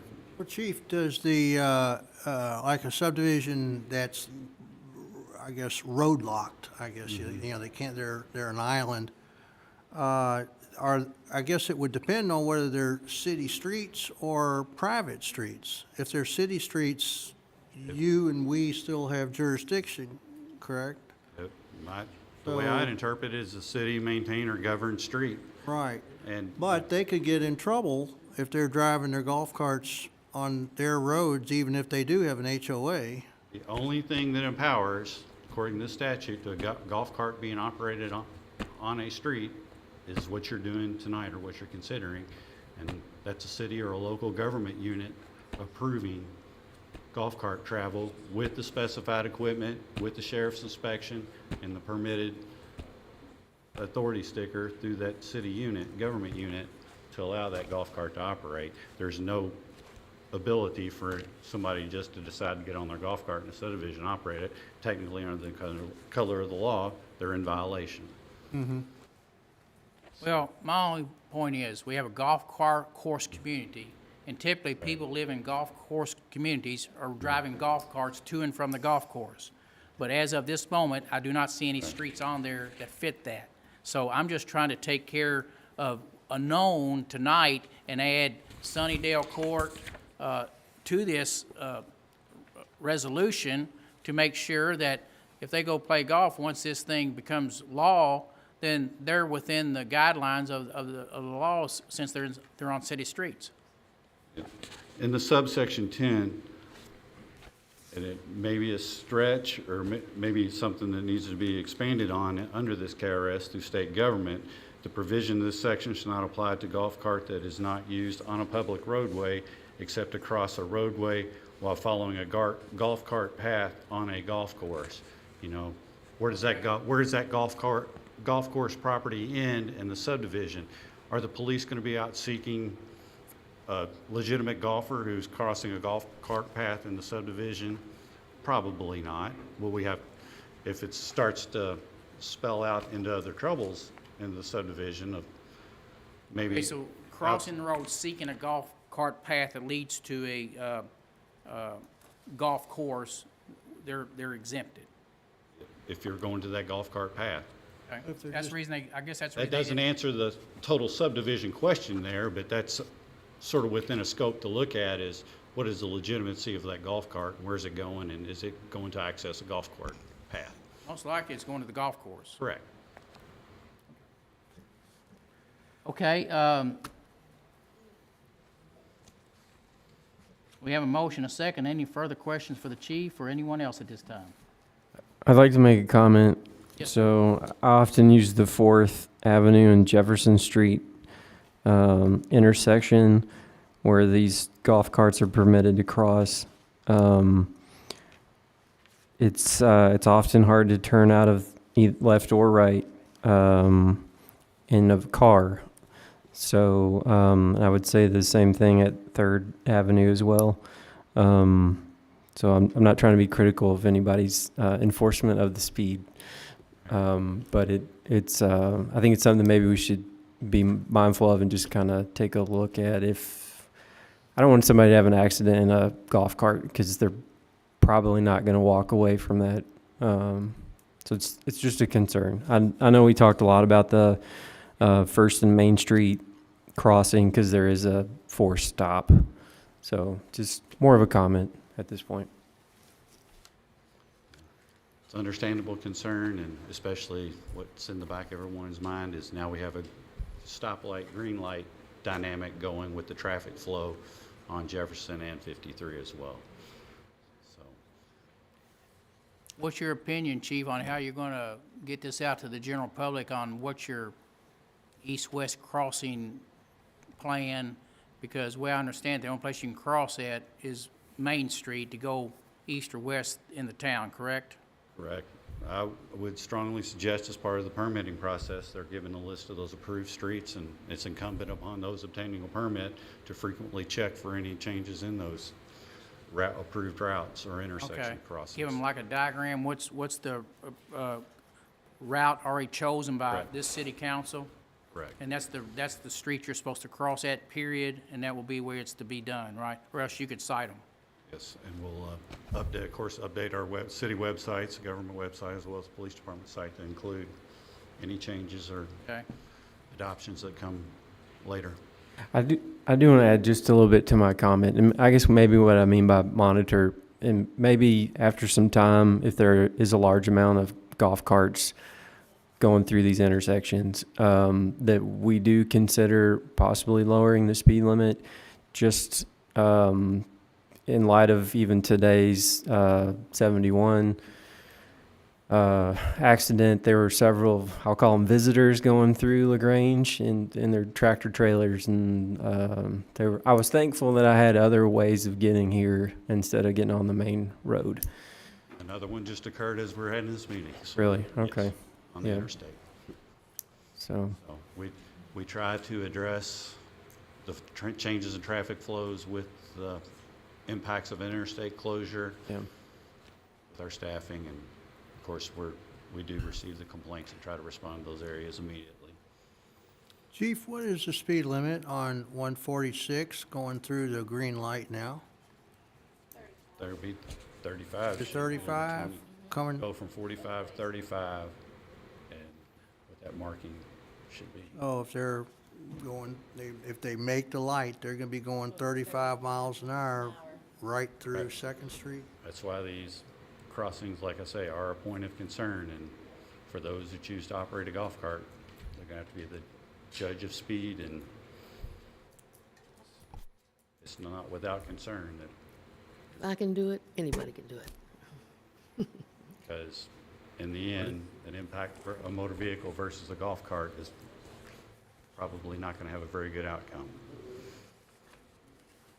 Yeah, I'll just speak to that. I was on the committee that, we all were together, putting the ordinance together, and it was my recommendation that we just use that First and Main crossing to go east-west, just because I know some people have tried to cross at Catlets, and, It's dangerous. since it's a 4-lane road. But we're also trying to open it up to our downtown district so that people have some ability to get around differently. So it's just kind of that fine balance. But I think safety is and was a concern, putting it together and then going forward from here, I know. Okay, we do have a motion, second. Are we finished discussing this? If so, all those in favor of the motion, let me know by saying aye. Aye. Aye. Anyone opposed? Need to take a roll call. No, I didn't hear any noes. I don't, no need for a roll call if you don't hear any noes. Thank you, Chief. Thank you. Thank you, everyone. We just will encourage everyone to be safe. They're all going to have driver's license. Some places you do not have to have a driver's license, but however, in Kentucky you do. Madison, Indiana, you don't. So at least we're going a step farther than them by implementing KRS 189. Okay, we're just about to get through here, everyone. Standing committee reports. Anyone like to bring any committee report to the council? And I'll start with Trey. If you have any committee reports you'd like to speak to at this time, please do so. Yes, so we'll have the Buildings, Budget, Finance, and Utilities Committee. We'll meet on November 20th at 5 o'clock. One of our main items is the continuation of city-owned properties and buildings. The other Committee that I'm chair of is the Personnel Insurance Boards and Commissions Committee. We will meet on November 21st. It's a Thursday at 5 o'clock. Both of those locations will be at City Hall. And we have several items that we had to table from our last time that we will discuss in that meeting. Okay, thank you, Trey. Trey, I didn't hear the first meeting. When was it? I'm sorry. The first one, it's Wednesday, November 20th. November 20th? Mm-hmm.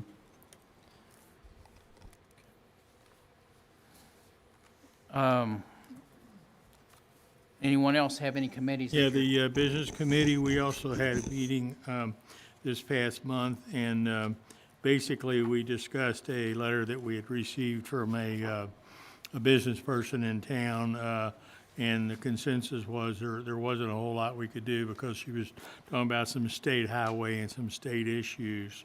We also had further discussion on maybe some future annexations into the city. But that's way down the road, but we did bring that subject up. I would also like to schedule a meeting on November the 20th at 6 o'clock following Trey's meeting. Which committee is this going to be, It's Mayor? the Business Committee. Okay.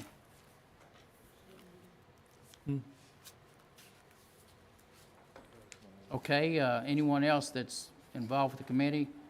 So chairperson? Both of these are at City Hall? Yes. Okay, no Mayor, other, the last Park and Recreations committee we had was follow up on the vision mission of the community center and developing requests for proposals. So that request for proposal has been submitted to the Oldham area by Dr. Hazelton. So the reason that is done, the contract for the community center expires December of this month. okay. This year. So that has been submitted, that request, PRF has been, RFP has been submitted, so we'll see what we get out of that. Then once you're heard back from any respondents, you will then probably have a Parks Committee meeting? Is that what you're Sure. suggesting? Deadline on that's November the 25th to get those proposals in. So they got till November the 25th for, Okay. Thank you, Mayor. yes. Item 20, LaGrange Historic District Guidelines Committee. Always ask Mary if you have anything to bring forward on that, Mary. That will be meeting on the 12th at 6 p.m. We're currently still doing one final review in order to get it, so we can bring something before council.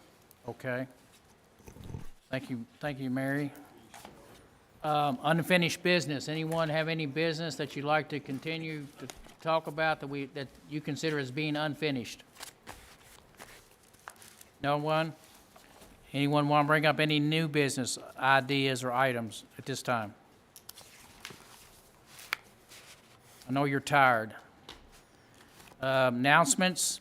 Anyone have any announcements you'd like to bring forward about anything that's happening that you want to announce to the public about?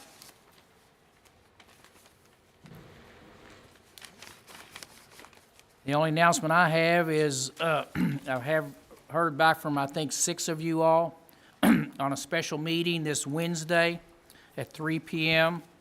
at the large conference room next door here. This is going to be a meeting that we've put together. It's primarily, I'm sorry, it's in the afternoon, but with the people involved, the older board representatives of Oldham Grange Development Authority, the OR Partners being a partnership of our partner developer for Oldham Reserve, the need for you all to understand the need for future monies for infrastructure costs related to sewers, roads, anything like that are sort of out there pending at the moment. I just felt this would be a good meeting for each of you all to fully understand what's going on at Oldham Reserve and anything that the older board and our developer partners would like to bring to your all's attention and ask questions about, because they're in the process of hopefully landing a business out there, and a business that will maybe take about 8 or 9 acres. And there's going to be some infrastructure needs involved and some requests made, and I just want this city council to be fully informed, so when you go out in the community, you can answer any questions that are posed before you, and you're fully informed of all of them. So that'll be this Wednesday, November 6th at 3 p.m., a special called meeting right next door in the large conference room of this fiscal court building. Okay? So that's really the only announcement I have. I think everything's going good. I hope everyone feels it is. Appreciate everything that Corey Rusneck and his works departments do. I appreciate everything that Chief Collette, Corey Adams, and the police department are doing. They remain short-handed at this time. It's just evidently tough this point in time to hire police officers. They've not only a guy or two short, they're also individuals we have presently that are hurt and are out of commission with bad ankles, bad knees, things like that. They've been caught up during some of their duties as law enforcement, and they're, as of Chief said today, they're even out of duty right now. So he's trying to stretch it everywhere he can to cover all shifts. So I appreciate Chief, Corey, what you're all doing, and thank you so much. I think that's Corey sitting back there, isn't it? Who is that? Who? Oh, Kyle. Okay, I'm sorry. Yeah, okay, Mr. Taylor. Well, yeah, okay. I was going to say, what's he doing here tonight? But glad to have you, Kyle. Thank you. I always think it's Corey sitting back there. So if there's no further business to come before the council, I'll call for adjournment. Make a motion to adjourn. Okay, motion by, is that Debbie down there? And Leslie's been the second one tonight, so all those in favor, let me know by saying aye. Aye. Anyone opposed? Thanks, everyone, for everything you do. Everyone's doing well and got all kinds of ideas going on. Oh, yeah. You're not getting ready to die. All of us know. I hope Yeah, you should. I'll do a simple one for you. I know. Keep it I got simple. them. I don't like it. I'd see you next spring sometime. Do you hibernate? Yeah. Don't be here? Yeah.